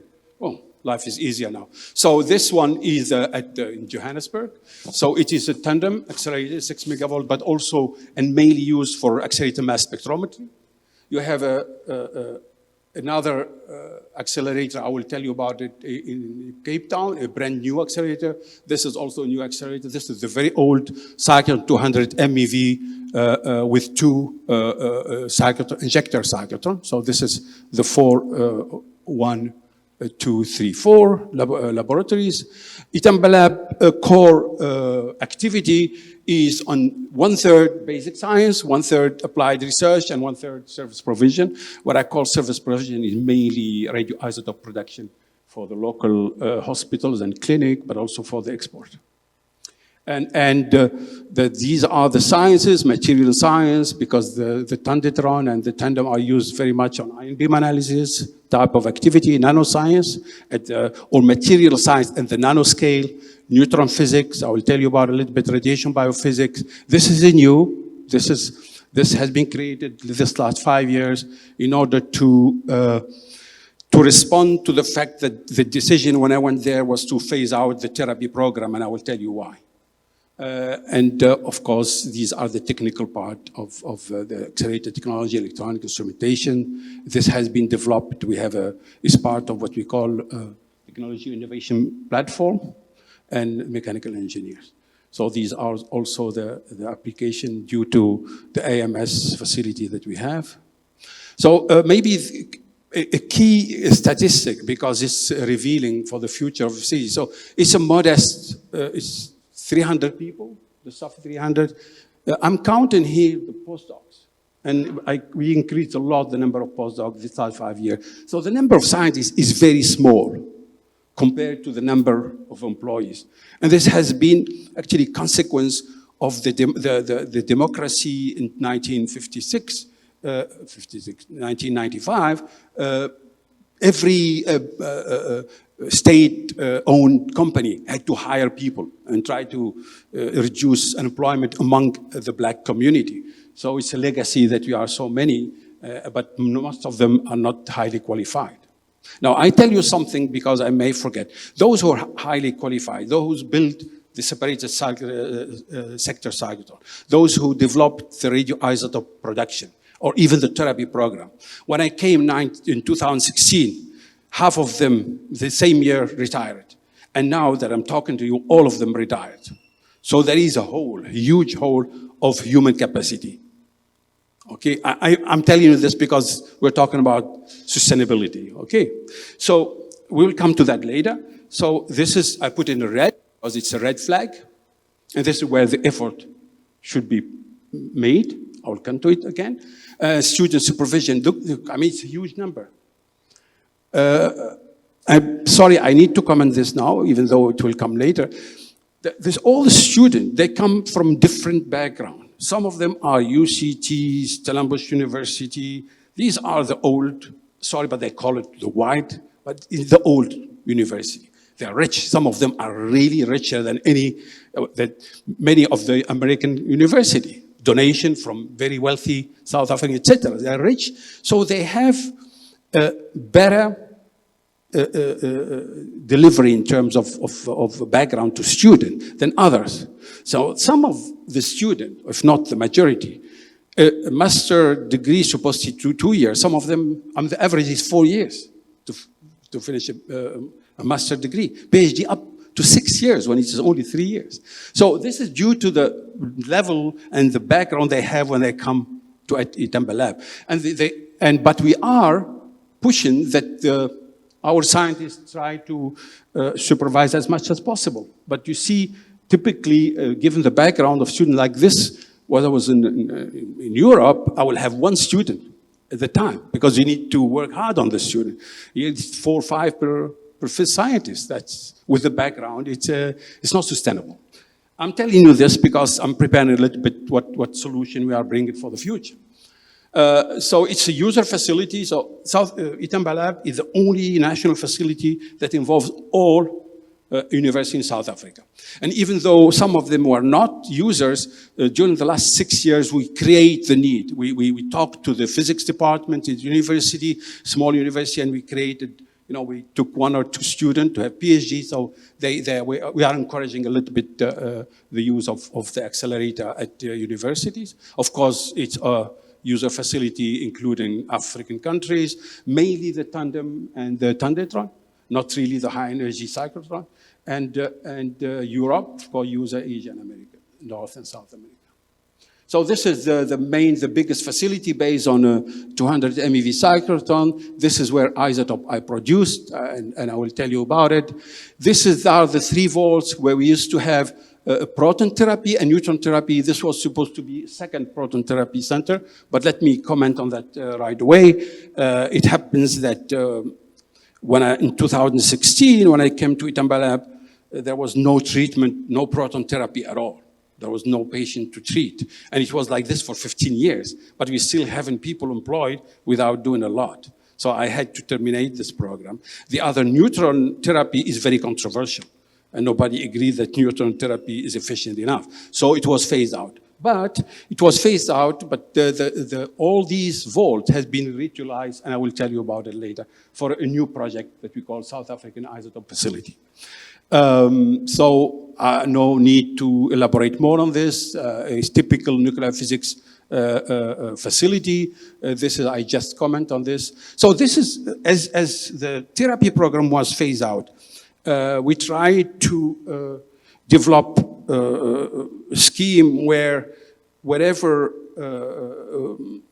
research we can perform with the high energy protons, with low energy proton beam and heavier ion, can serve the radiation biology program. So we collaborate with the GSI and other places, and we created a group. Actually, it's a success. This group is very active, and although the leader has been offered the position in GSI, but I think that there are other young people who take over this program. So the radiation biology somehow has been created to overcome the bad news that we phased out the therapy program, which is known to be a long tradition and pride of Itamba Lab. So now we're going to the other aspect, how to continue and preserve this legacy in South Africa for accelerator-based science. So this was the subject of a long-range plan that took us a year to elaborate from 2016 to 2017.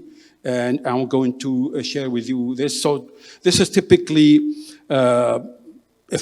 just flashing some aspect of development. So this is a new state-of-the-art instrument. So without going to detail, it's an instrument that allows with high efficiency, high resolution to study the decay of some exotic or whatever nuclei for understanding nuclear structure. This has been done. So all these things started in 2018. So this one, completed in 2020 during COVID. This is now a neutron volt. We use the high energy proton beam to induce reaction and create a quasi monoenergetic neutron, which is unique in the world. Maybe Osaka can do the same thing. So this is very useful for metrology, and the German, the French National Metrology Organization, they contributed to this project because they need it, as it is unique in terms of calibration for nuclear power plant and other purposes. And these are the usage of we have some program in collaboration with IEA about nuclear data that will actually take advantage of these monoenergetic high energy neutron. The second is the radiation biology beamline that has been installed, and the group that has been formed to work, and they are very successful. So and it includes only young people and South African. There are 1 or 2 white, and there are 4 black South African. So this is the Tandetron that replaced a very old Van de Graaff machine. You see, I'm pronouncing it like Afrikaan with the Ga. This has been phased out, and this is a new machine. First beam was on 2018.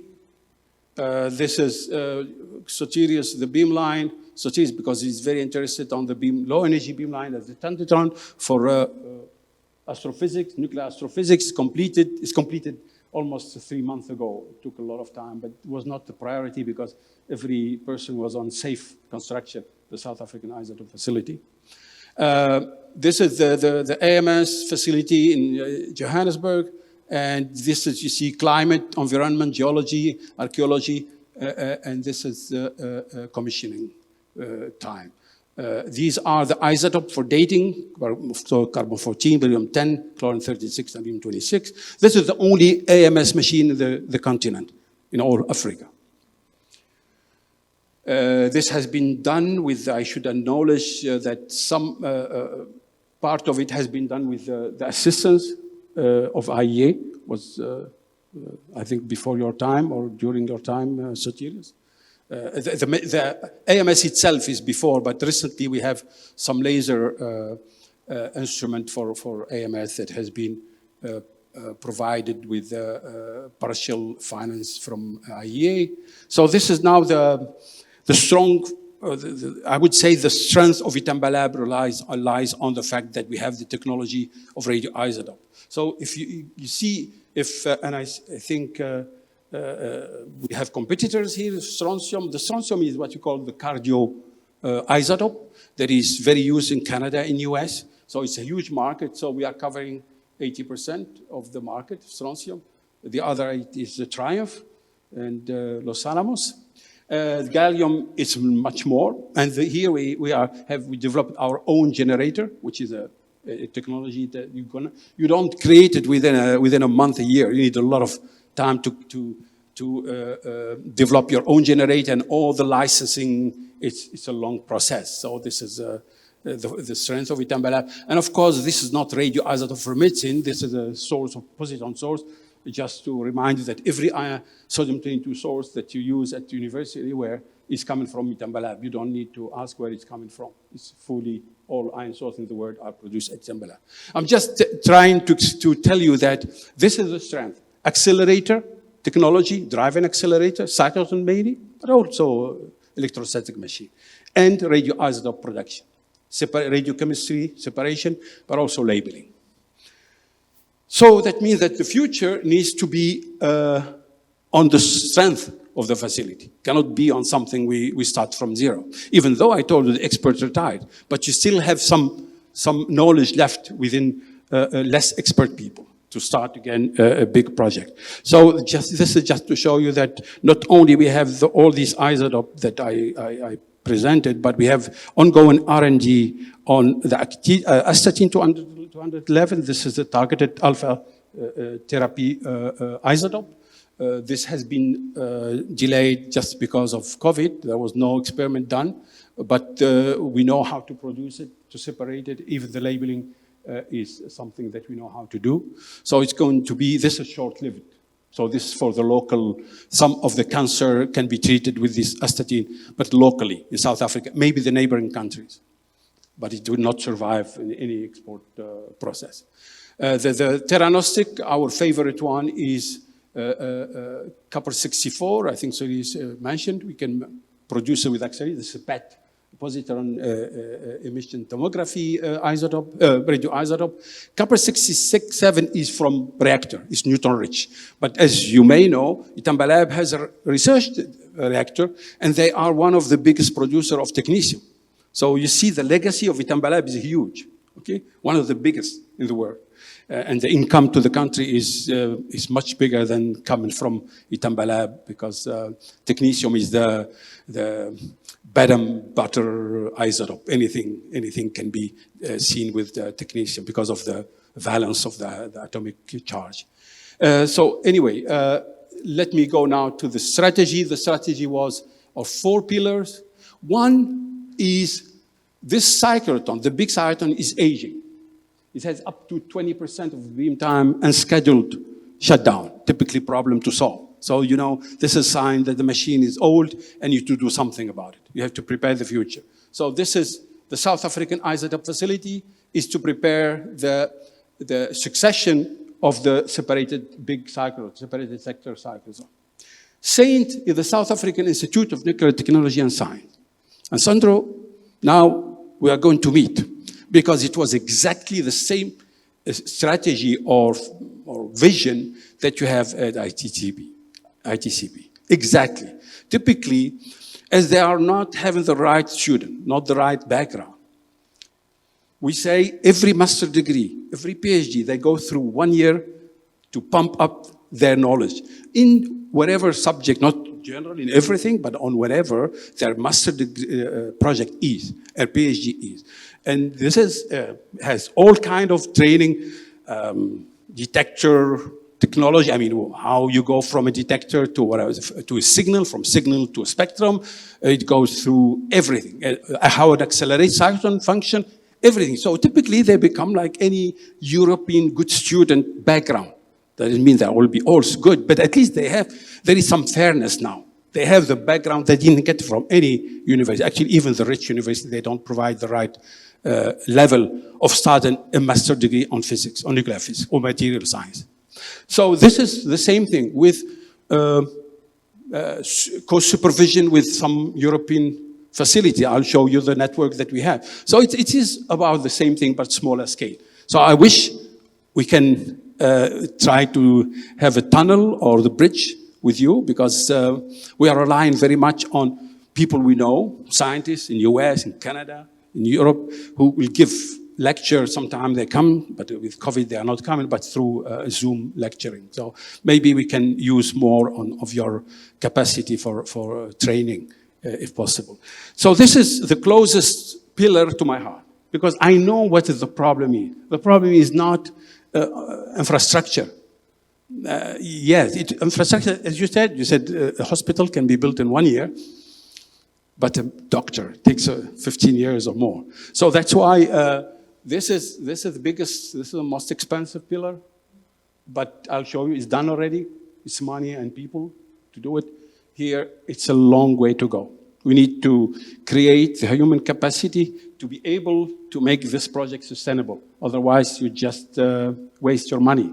And again, we should never do the same mistake or this mistake with the synchrotron, because in any case, I mean, nobody has money in Africa to do that, but we can discuss it later. So let me finish with the other pillar, technology innovation platform. That's because you discover that Itamba Lab lost the knowledge and the skills on developing instrument. Everything is bought or purchased from Europe, from US, from Japan. And I tried, and we succeeded in explaining that national facility of that kind is actually the place where you push the limit in technology. This is where you need to develop your own instrument. So we created this technology innovation platform. We hired highly skilled people in electronic, and we started, I will show you a few of the achievement that so far we could obtain. And this is because, you see, Itamba Lab, which used to be called National Accelerator Center, the success of this era is also due to the fact there was a network with Germany, with Dutch, Holland, with US. That's why, so we need to keep not exactly the same, even bigger network with other facilities in Europe and in America, in Asia. And that's the other pillar. You need also to send people from SAIN to be trained on these facilities. Okay, so this is the future plan that we established, and now I'll show you quickly. This is the South African isotope facility. It's 2 phases. This one is far from detailed design study is done, but no funding so far. Maybe I make the comment now.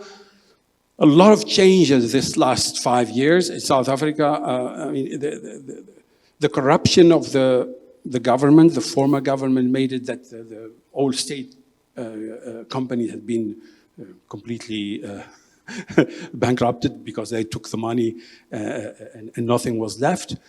Because of COVID, because of not planning, I mean, typically the energy source in South Africa is very, very low. There is only one nuclear plant and power plant, and they're all relying on coal energy, which is sometimes subject to strikes and it's all kind of thing. And so typically in South Africa, since 5 years, the light can go off for a day or two. That means the cyclotron is not working for a day or two. So you see the condition of the country. I told you, South Africa is becoming Africa now. As much as I am describing beautiful situation, I think the future, I see the future is not going to be good if we don't plan, and we're trying to plan. That's what I'm explaining now. So this is this cyclotron, this cyclotron is, wow. So this cyclotron is supposed to replace the big cyclotron, the 200 MeV cyclotron for radioisotope production. I didn't tell you, but this cyclotron used to be 1/3 for therapy, 1/3 for radioisotope, 1/3 for science, for basic science. And it was not sustainable. So we phased out the therapy. It became 50% for radioisotope here and 50% for science. And that's why South Africa, Itamba Lab, is not providing beam only on weekend. It's all the week. So this changed. But in addition now, the second phase is say this radioisotope production that used to be here, using this beam, will be transported to completely independent facility. The increase of the production with a factor 5. So remember the budget, what it was, and the income from isotope is 1/3.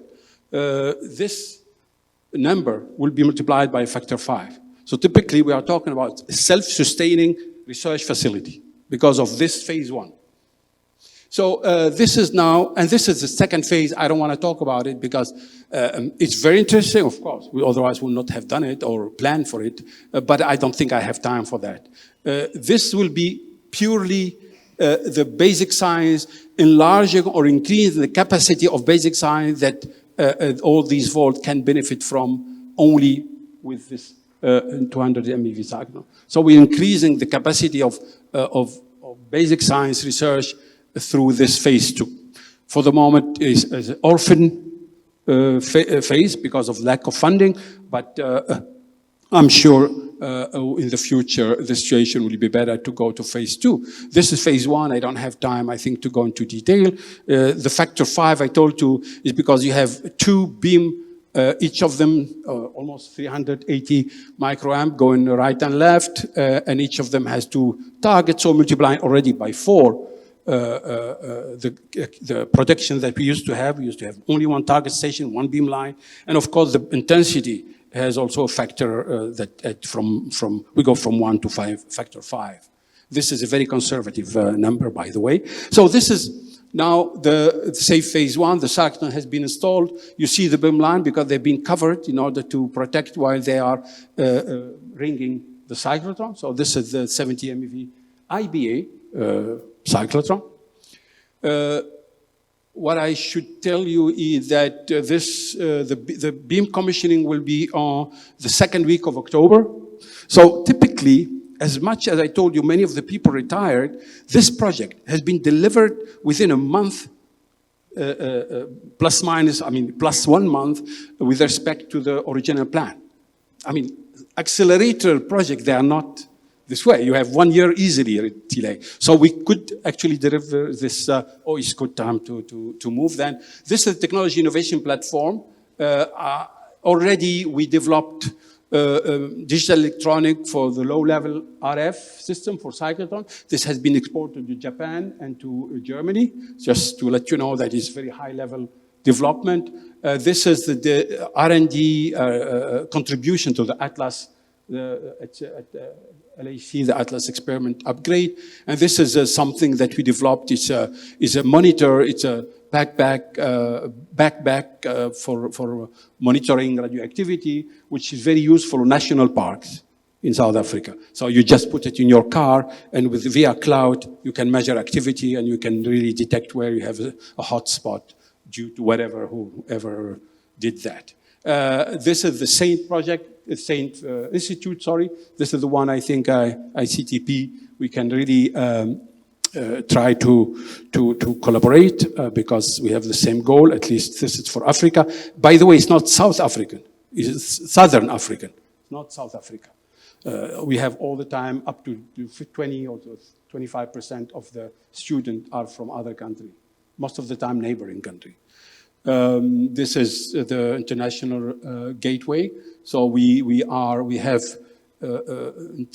MOUs and collaboration with all these blue countries in Africa, but we use also our capacity as the coordinator of the CERN, which is South African CERN program, and GNR, and pretty soon, hopefully, FAIR program.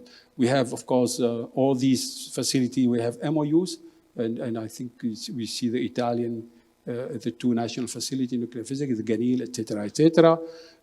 This is Soterius covered that we've been selected to be a collaborating center of IEA, but I want to mention that we are on a process to create some coordination within other African countries that have small electrostatic machine. This is not advancing. We started in February 2022, but I don't think we will do anything before after summer, winter for us in the north southern hemisphere. This is the last slide. So with the director of SKA, we embarked in a project to create a science campus. So this is Itamba Lab in Cape Town. This part of the land will be given to SKO. So the SKA headquarters, the international headquarters, from Manchester, it will move here. The high computer center will move, I didn't mention. And more importantly, in 2030, I hope my successor will follow the dynamic to make that Itamba Lab becomes a sun.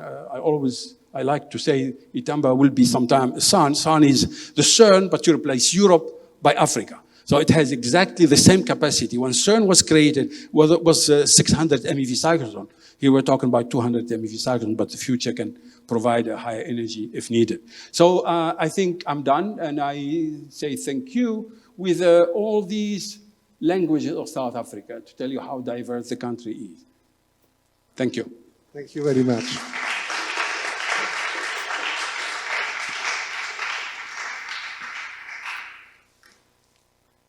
Are there any questions for our colleague, please? Thanks for the talk, Faisal. Just a rapid question. How many external users are you expecting for your electrostatic Van der Graaf accelerator? What? Sorry, I didn't How many external users compared to the internal users are you expecting? And what about the maintenance of the machines? So Itamba Lab, the 200 MeV cyclotron, because it's unique, you don't find, I think there is Osaka and Itamba Lab, two places. Mm-hmm. There are more external users than South African or African users. Okay, already. 60%, 40%. Yeah. Okay, and about, the weeks dedicated to the maintenance, you need to freeze 1 week or two, I imagine, per year, for making the system operational. Yeah, excellent question. Itamba Lab, the K600 is a unique cycle, it's homemade, it's very old, but still we deliver 6,000 hours a year. 6,000 hours a year is it's the average accelerator gives 4,000. That's because there are two shutdown, one big one, a month and a half, where everything is maintenance, and you have two small ones in the middle of the year. So yeah, the maintenance is, but we have also unscheduled problem. The cyclotron disease is the copper and the water leak, and so yeah, everyone knows cyclotron. When they get older, that's their disease. So you have to open again and do some welding and start again, and we know the 88 inches even worse. And yeah. Thank you.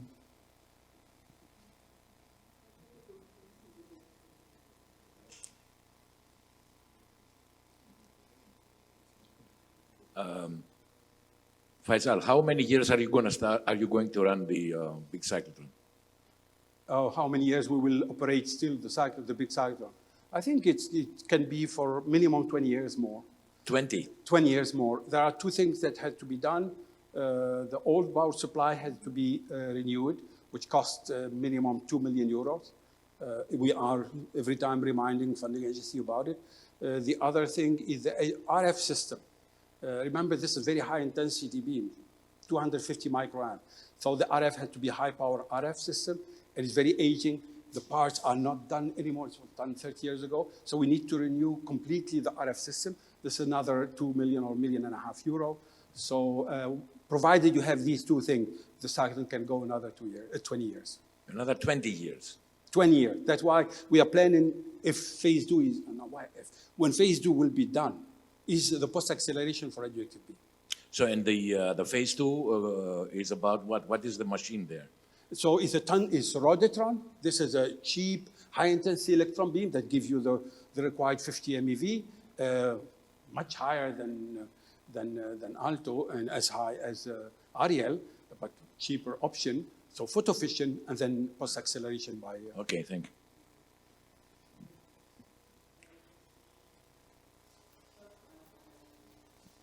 Concerning the neutron facility, do you have external users from company asking for this beam or some request from them?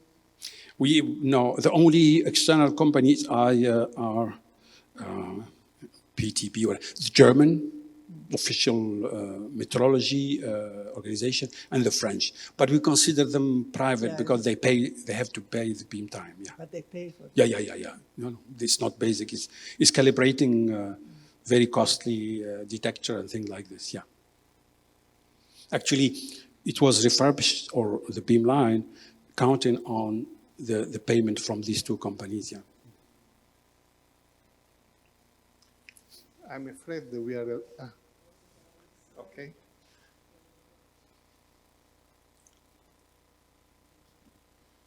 Thank you for your talk, Faisal. Do you have complete freedom on this 5 million you get from isotope sales? And can you expedite things with that? Excellent question. Yeah, actually, one of the messages I want to convey is when you have a budget of almost 15 million euro and 1/3 is from radioisotope, it already means you are not sustainable. If there is any crisis, and this is not the way research facilities are funded. It cannot be. I'm coming to, sorry. No, 15, the 5 is among the 15. So this is already the thing that I tried to explain, that it cannot be. It cannot be. I said, no, this is it. We don't have more money. You manage. So, of course, it's part of the budget. They are supposed to provide 15, they provide 10. But now when we go to SAFE, that means from 2023, first trimester, before I leave Cape Town, I think we should be producing already. There, when we have a factor 3 or 4, it's a good question. Everything can happen. So we need somebody who will fight to keep we've made it in such a way that it cannot be taken. And they can do it. They can do it. The management are real manager. They don't mind about science. So they can do it. But the trick is, we said, we organize SAFE to be part of Itamba Lab. It's not, you don't have operators at SAFE or maintenance engineer and technician say they are the SSC, they are Itamba Lab. They cannot run it without Itamba. So if they want to create a private company, they cannot. They need Itamba Lab. So yeah, some tricks like this. But it's about the leadership of Itamba Lab to fight, not that it say at least half of it, not all. I'm afraid we are a little bit behind schedule, so thank you again for your interesting presentation. And we can now to the presentation of Roberto Battiston concerning activities in space. Roberto Battiston from the University of Trento, former president of Italian Space Agency.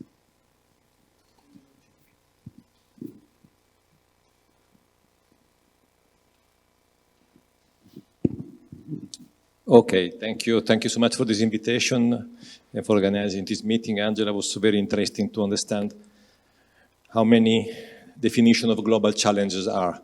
I will talk about the global challenge, which is more specific as related to some scientific issue. It is about the possibility to monitor at the global scale phenomena which are of the origin, or geohazard phenomena like tsunami and earthquake. It's some new field of research which is global by nature and challenging by definition. I don't know how many of you have ever considered the possibility that a tsunami or an earthquake, a quite strong one, could be seen from space. Somebody think this possible, somebody may doubt it. And the issue is exactly that. If you could do that with the satellites, you could do things similar to what the meteorological satellite does or the environmental satellite does, providing very precise data on a global scale, which help understanding what is going on. In the past has been always very, very important. So the question is, can we do that for such very complicated phenomena, which has to do with the Earth development, tectonic plate, earthquake, tsunami, oscillation of different types. And of course, it's not an exact science, but it's about physics, it's about geophysics, it's about calculability of certain phenomena and observability of certain phenomena. So there is a very ample literature in the last 30, 40, 50 years of attempts in doing exactly that. You take an earthquake or a tsunami, you look to certain variables, and you find a posteriori if that could be detected, either at the time it happened or maybe even before that. And the science is very shaky because it's difficult to find a very causal, detailed mechanism explaining what is going on and studying exactly what is going to happen or what is happening. This is called coupling between lithosphere, where we are, and magnetosphere, where the satellites are, in between with atmosphere, ionosphere, and magnetosphere, of course. However, there are very strong, important advances on that. What I'm going to show you is a numerical calculation with supercomputer, first about the tsunami, which took place, and second about an earthquake. And what is going to show here, this is, I don't know how you see that, is the earthquake is taking place in the north of Japan area. This is the ocean surface vertical velocity, which is measured. And this is the prediction of the temperature in the atmosphere at 50 kilometer, 150 kilometer, 250 kilometer, and 350 kilometer, which is calculated. Okay, so if I try to start that, so the earthquake takes place, this is the sea which is moving, the tsunami which is moving in the Pacific, and you can see that in the atmosphere the temperature is varying by a couple of degrees, and the speed at which it moves is much faster than the water, for obvious reason, because the sound on air is much faster than the wave on the sea. And if you look with the supercomputer simulation, which is starting from real data on the seaside, but is calculating the progression, you do see how these evolve through the atmosphere. You see when you go to about 100 kilometers, the ionosphere, there is a change in velocity because the physics goes different. And you see how much is moved aside and how much it moves in longitudinal, latitudinal, and how much it goes in the vertical direction. By the way, if you are old enough, you may remember that these are infrasound. And infrasound were used in the 60s to listen to explosion of nuclear bomb across the globe. So, I mean, this is solid science, which in the past was used, and still today, is used to monitor about this kind of phenomena. Now, if you now go to earthquake, this was a tsunami. This is an earthquake taking place in a certain place of the globe. You can appreciate that everything is shorter, faster, and a smaller scale. Again, you take the data of the oscillation of the ground. They are typical strong earthquake, scale of Richter 5 or more, and in the evolution it goes calculable as the supercomputer can do the calculation. Now the question is the following. Can we measure that reliably? Can we transfer this calculation into something which is realistically be observable from satellite? If yes, how? The idea, I don't know, is difficult to read, but Nikola Tesla once said, if you want to find the secret of the universe, think in terms of energy, frequency, and vibration. So if you want to get order out of this messy situation between lithosphere, ionosphere, atmosphere, try to get into resonant phenomena, whatever they are. And this is what we are going to discuss about trying the invariants which exist in this field of science, which is the behavior of the ionosphere or magnetosphere, and get out some variables which are very precise and very providing causal consequences and a modeling which is reliable.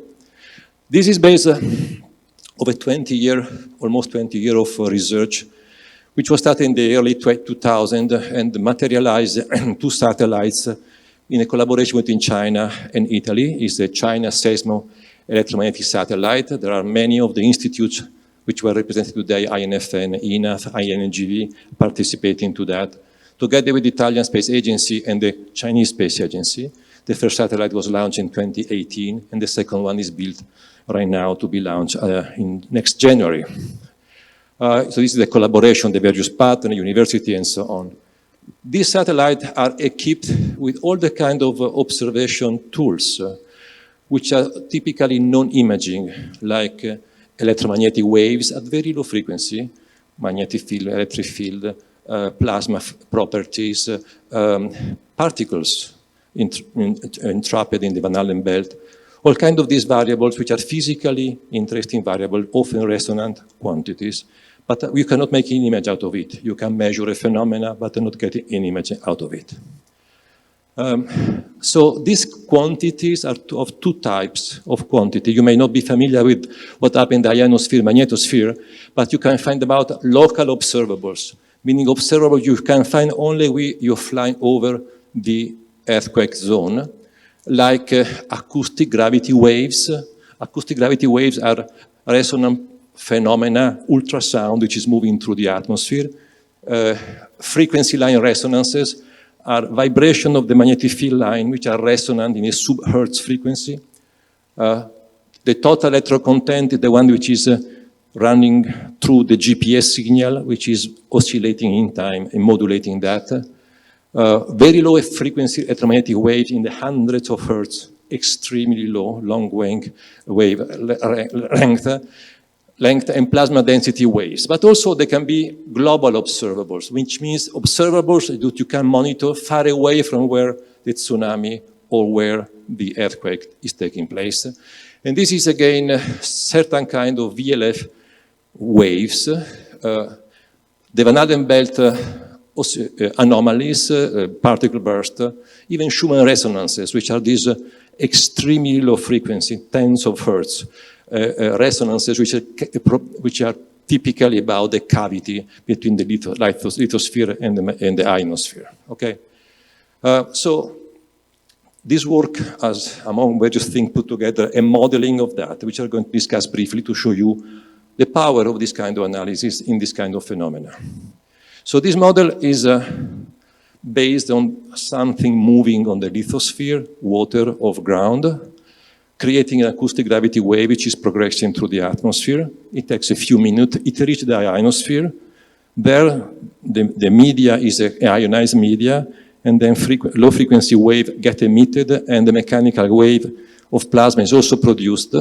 This is going to disturb the magnetic field line where the Van Allen belt are trapped, and you can see the phenomena at that level. So there are various publications about that, and I will give you one example to show how this is interconnected. This is an earthquake which took place in 2018 in the region of Sumatra. It was a 6.8 Richter scale earthquake. So we start with the acoustic gravity waves. So the acoustic gravity waves, I mean, there is a techniques which is classical, how to measure them, where they are produced. And this is basically because the adiabatic oscillation of the atmosphere with a wavelength which depends on the density. And there is a certain speed, so you take the atmosphere in a quiet condition, you do dispersion relation, and you find out how this is the reference of the atmosphere. With respect to that, you take the oscillation during the period following the disturbance, and you find out these up and down peaks which correspond to adiabatic oscillation of higher and lower temperature. And in this case, particular earthquake, which happened on the 5th of August, there was nothing visible in the days before, nothing visible 2 days, 1 day before, and during the day of the earthquake, this acoustic gravity wave was taking place. And using data in satellites, by other satellites, you could measure that moving on and on every 15 minutes, oscillating. And at the end, you have this kind of behavior which is fitting very nicely with the model of an acoustic gravity wave. So there is something which is moving from the surface, going up about a couple of hundred kilometers and getting the ionosphere. And this is perfectly behaving as an acoustic gravity wave is predicted to do. Then you move now to the next level, the total electron content, which is the ionizing part of the column of the electrons. And this can be monitored using GPS satellite and taking the double frequency and figuring out the modification of the index of refraction. And by doing that, a different orientation with the satellite, you can take the background typical of this information. Sorry, this is the background taken during the month of August. You have certain feature, and this is the signal during the day of the earthquake. Clearly, there is quite a difference here. The phenomenon of the earthquake happened at midday. You get disturbances before, at the time of the earthquake, and after that. And if you try to detail measuring that with a modeling of the coupling between the acoustic gravity wave and the ionosphere plasma wave, tech wave, you find the following. On certain earthquake, like the Aquila earthquake in the 2009, these are the phases of these waves when they are crossing into the ionosphere. As you can see, there is no special feature. While during this particular earthquake, the phase changes every few fraction of a degree because you have a coupling between the acoustic gravity wave and the plasma in the ionosphere, and this oscillation, it's changing continuously the phase of this observed interference with the GPS every fraction of a degree. So there is a phenomenon like that in certain earthquake which has weaker. This phenomenon is not observed. Now, we can go on now to the magnetosphere, I mean where this low frequency wave, electromagnetic waves, get produced. This is the background for electric field in the XYZ direction. There are certain frequencies around 20 Hertz, which are typical of the low frequency Schumann waves. But during the day and during the moment of the earthquake, a frequency of about 180 Hertz in the electric field on two components, and the components, X and Z, does appear. If you repeat the same exercise with B field, you have the background, but at the day of the earthquake, you do find a similar behavior at 130 Hertz, 80 Hertz for the Y and Z component of the magnetic field. And if you do the Poynting flux, you construct a wave which is outgoing at 130 Hertz, exactly at the moment where this phenomenon is taking place. So it is indication of some electromagnetic wave produced in this coupling between the atmosphere and the ionosphere. Now, we move on to higher altitude, the frequency line resonance. This was a phenomenon which was known since the 80s. The particle of the plasma of the Van Allen belt and the magnetic field are interconnected like plasma and magnetic field does all the time. And the particle go around the magnetic field, which is frozen within this plasma. And because of the way they are built, they are behaving like a string which is resonating. Typical frequencies is 1/10 of a hertz. And this has been observed in the past. Is a standard feature of our magnetic field around the Earth. It's resonating, stimulated by the solar wind at those frequencies. Now, if you take hundreds of earthquakes, which has been available in the database, and you study the phenomenon, you see that this frequency is stable at 120 millihertz. Then there is an earthquake. It changes for about 20 minutes, and then go back to the original value. This is another earthquake. This is another one. Studying statistically, this phenomenon, you find that typically the difference with certain parameter in certain latitude is about an average of 12 millihertz change, and it lasts for about 20 or 30 minutes, which is exactly the time the acoustic gravity wave takes to go from developing from ground to ionosphere, create these ionospheric disturbances, which propagate and create this change of the frequency of the resonance.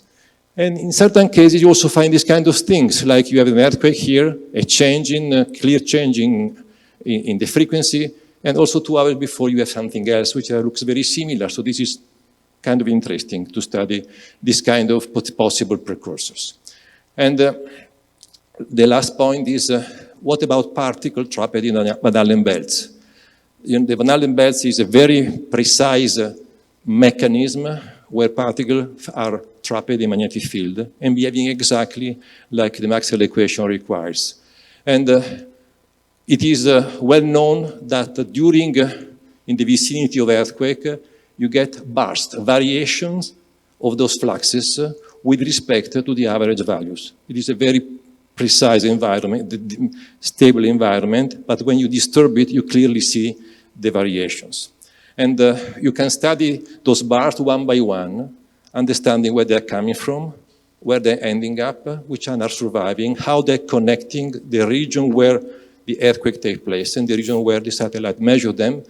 You can find, for instance, that a good fraction of those bursts are passing exactly above the region where the earthquake is taking place.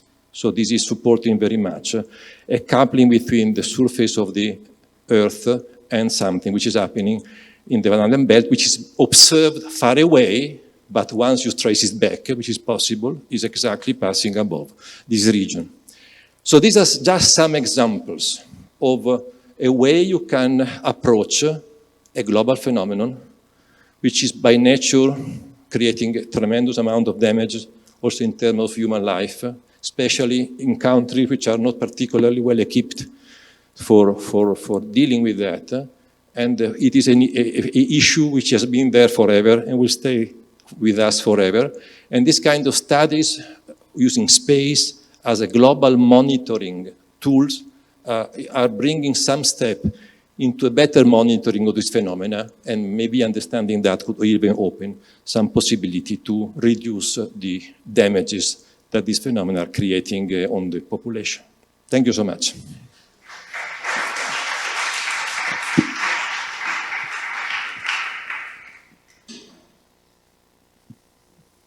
Thank you very much for this very interesting talk. I'm seeing there will be many questions. So the first I saw was Patrizia.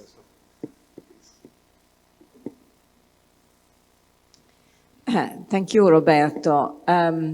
My question is, you see what happened after the tsunami or the earthquake, but in your original idea, I remember you were hoping to be able to develop some prediction. Now it's out.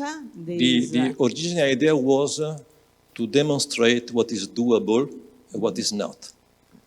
There are no ideas about something which does not exist. So the development of this modeling, this understanding is a major step forward, because now you understand what is going on at the moment of earthquake, and nobody was considering it as a possibility to see that from space. Now, I mentioned just one example, but I can provide many more. Or once you understand that, and you look what happened before, there are many hints of some very interesting new things. But before attempting to understand the precursor of an earthquake, you have to understand very well what is coupling these two systems, ground and space. And now these first steps have been achieved. And second, you mentioned tsunami. By definition, tsunami happened at the earthquake, but the damage happened hours later, depending on the size or the size of the wave has to travel. And as you can see, in the ionosphere or the waves travel much faster than on the surface of the water. So there, this type of a mechanism already could provide this kind of 1 hour advancement or alarm, which could be extremely interesting. You know, the people which died in this gigantic Indian earthquake were just not informed of what it happened 3 hours before and hit 3 hours after that. A few months ago, there has been an enormous underwater explosion in Tonga. It did saturate all this kind of instrument. I wanted, since it went around around the globe several times, the wave. This was huge to a scale which is difficult to describe. But these kind of things, volcanoes can be seen very easily. Even chemical explosions, nuclear bombs, this kind of big phenomena are easily detectable by this mechanism. This one was oversized. You don't need a monitoring for this kind of things, unfortunately, because when it happened, it was easily visible. I'm sorry if I missed something, but it's definitely an innovative way of predicting. But did you mention anything on the time scale? I know the signal is fast enough, but is it enough time to use this detection system to displace population, to do something? I gave you an example. Let's talk about tsunami, which is much more solid, of course, easier. Because people are working with tsunami with buoyant, the system on water. We try to anticipate the wave coming in and creating an alarm. So this is the basic technology today, okay? So something in water, but you have to keep huge areas with this kind of methods, which is not easy at all. So you have seen this at the beginning, this wave. The waves are moving at a certain speed in water, but on the atmosphere are much faster than that, or ionosphere much faster than that. You can easily gain 1 hour when it's traveling through the Pacific, as an example. So the answer is yes. Time scale, to go from the surface of the water to the ionosphere, 10 minutes or so. And then there is a race between the waterfront, the wave on the water and the wave on the ionosphere. And the second are faster. So if you can build on this difference, you gain at the end. Yes, you could gain on the end. I mean, once you have 1 hour in advance, you can do a lot of things. Thank you very much. Perhaps I missed one point. It was about the code you used. I mean, you have some numerical simulations you talked about. The numerical simulation should be a magneto-hydrodynamic code. It is a combination in air. So first of all, the numerical simulation is provided by people in US, the one which I mentioned in it, which they are using several codes, which basically, number one, couple a liquid or a solid surface to air. This is hydromechanical. So it's hydrodynamical equations. But then you go to the ionosphere, you have MHD type of equation. So and then you go to the coupling of these waves, which is again a different type of equation because there is a coupling between the electromagnetic waves and the particle trapped in the Varenna belt. So the last part is concerned by this aspect. I mean, when you dealt with the acceleration of electrons through the belt, the magnetic belt. Yes. I mean, you have some populations of electrons that can be accelerated at such a speed that, I mean, you need to have another code, something like a particle in cell code, something like that. You can keep in mind that the speed at which those particles, which are between tens of keV to about an MeV, the time they take to go around the Earth can be measured in several hours, up to minutes, depending on the energy. So they are sub-relativistic, but this is not the point. The moment you count them too many, there is something going on, and this disturbance moves slowly around the Earth because the way it is developing to the magnetic field. But you need to know, I mean, the population of electrons you are accelerating relativistically. So I imagine that you have a kind of particle in cell code somewhere able to simulate this part. The Varenna belt physics is known very precisely. There are very precise models to know the stable conditions. So the variation within stable conditions, you can model that. Okay.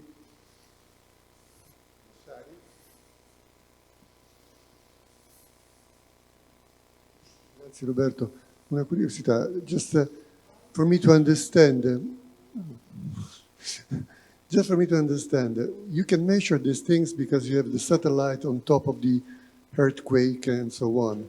But the satellite goes around the Earth, so you have to get... you need many. You need many. We are working on... So Patrizia will not be happy at the end. No. We had one, now we will have two, but we needed 20 or 30. I mean, the goal of that is to get smaller satellite, cheaper satellite, many more of them, because the future of this observation, not only for this kind of system, but in general in space, is a constellation of dozens of satellites, so multi-point observation done in parallel. This is the real next step.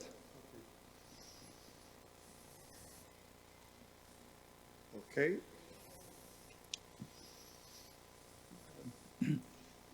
There is you mentioned that there is the possibility that to analyze some precursor behavior that can just give you the possibility of make some prediction. Of course, for the tsunami, it is obvious. It's obvious, but for the earthquake, there is the possibility of having.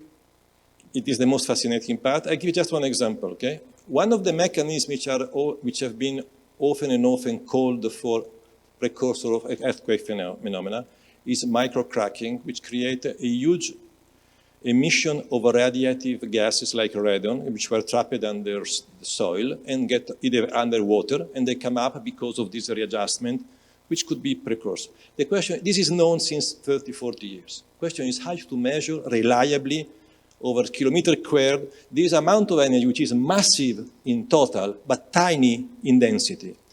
So acoustic gravity wave is the exact phenomenon which happened during a meteorological perturbation, meaning if the temperature change of 50, 100 meters from the surface, this is creating a change in the temperature which move up with this kind of mechanism, and that could be detectable from space without the shaking, but with a thermal mechanism. Is that true or not? But you can see there are ideas how to explore this area of the space which is not started with an oscillation, but benefit of the observation from satellite, which are matched to this area which an earthquake is dealing with, which is the great difficulty of geological phenomena like that. They happen over a huge area which is typically unequipped, and you cannot equip them, but looking from space, to the extent you can do that, immediately you can get information which is impossible to get from Earth, provided it's get there, and this now we know.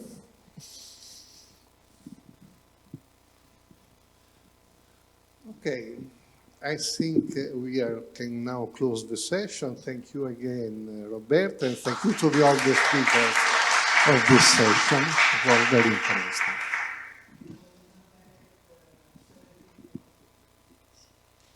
So in 25 minutes.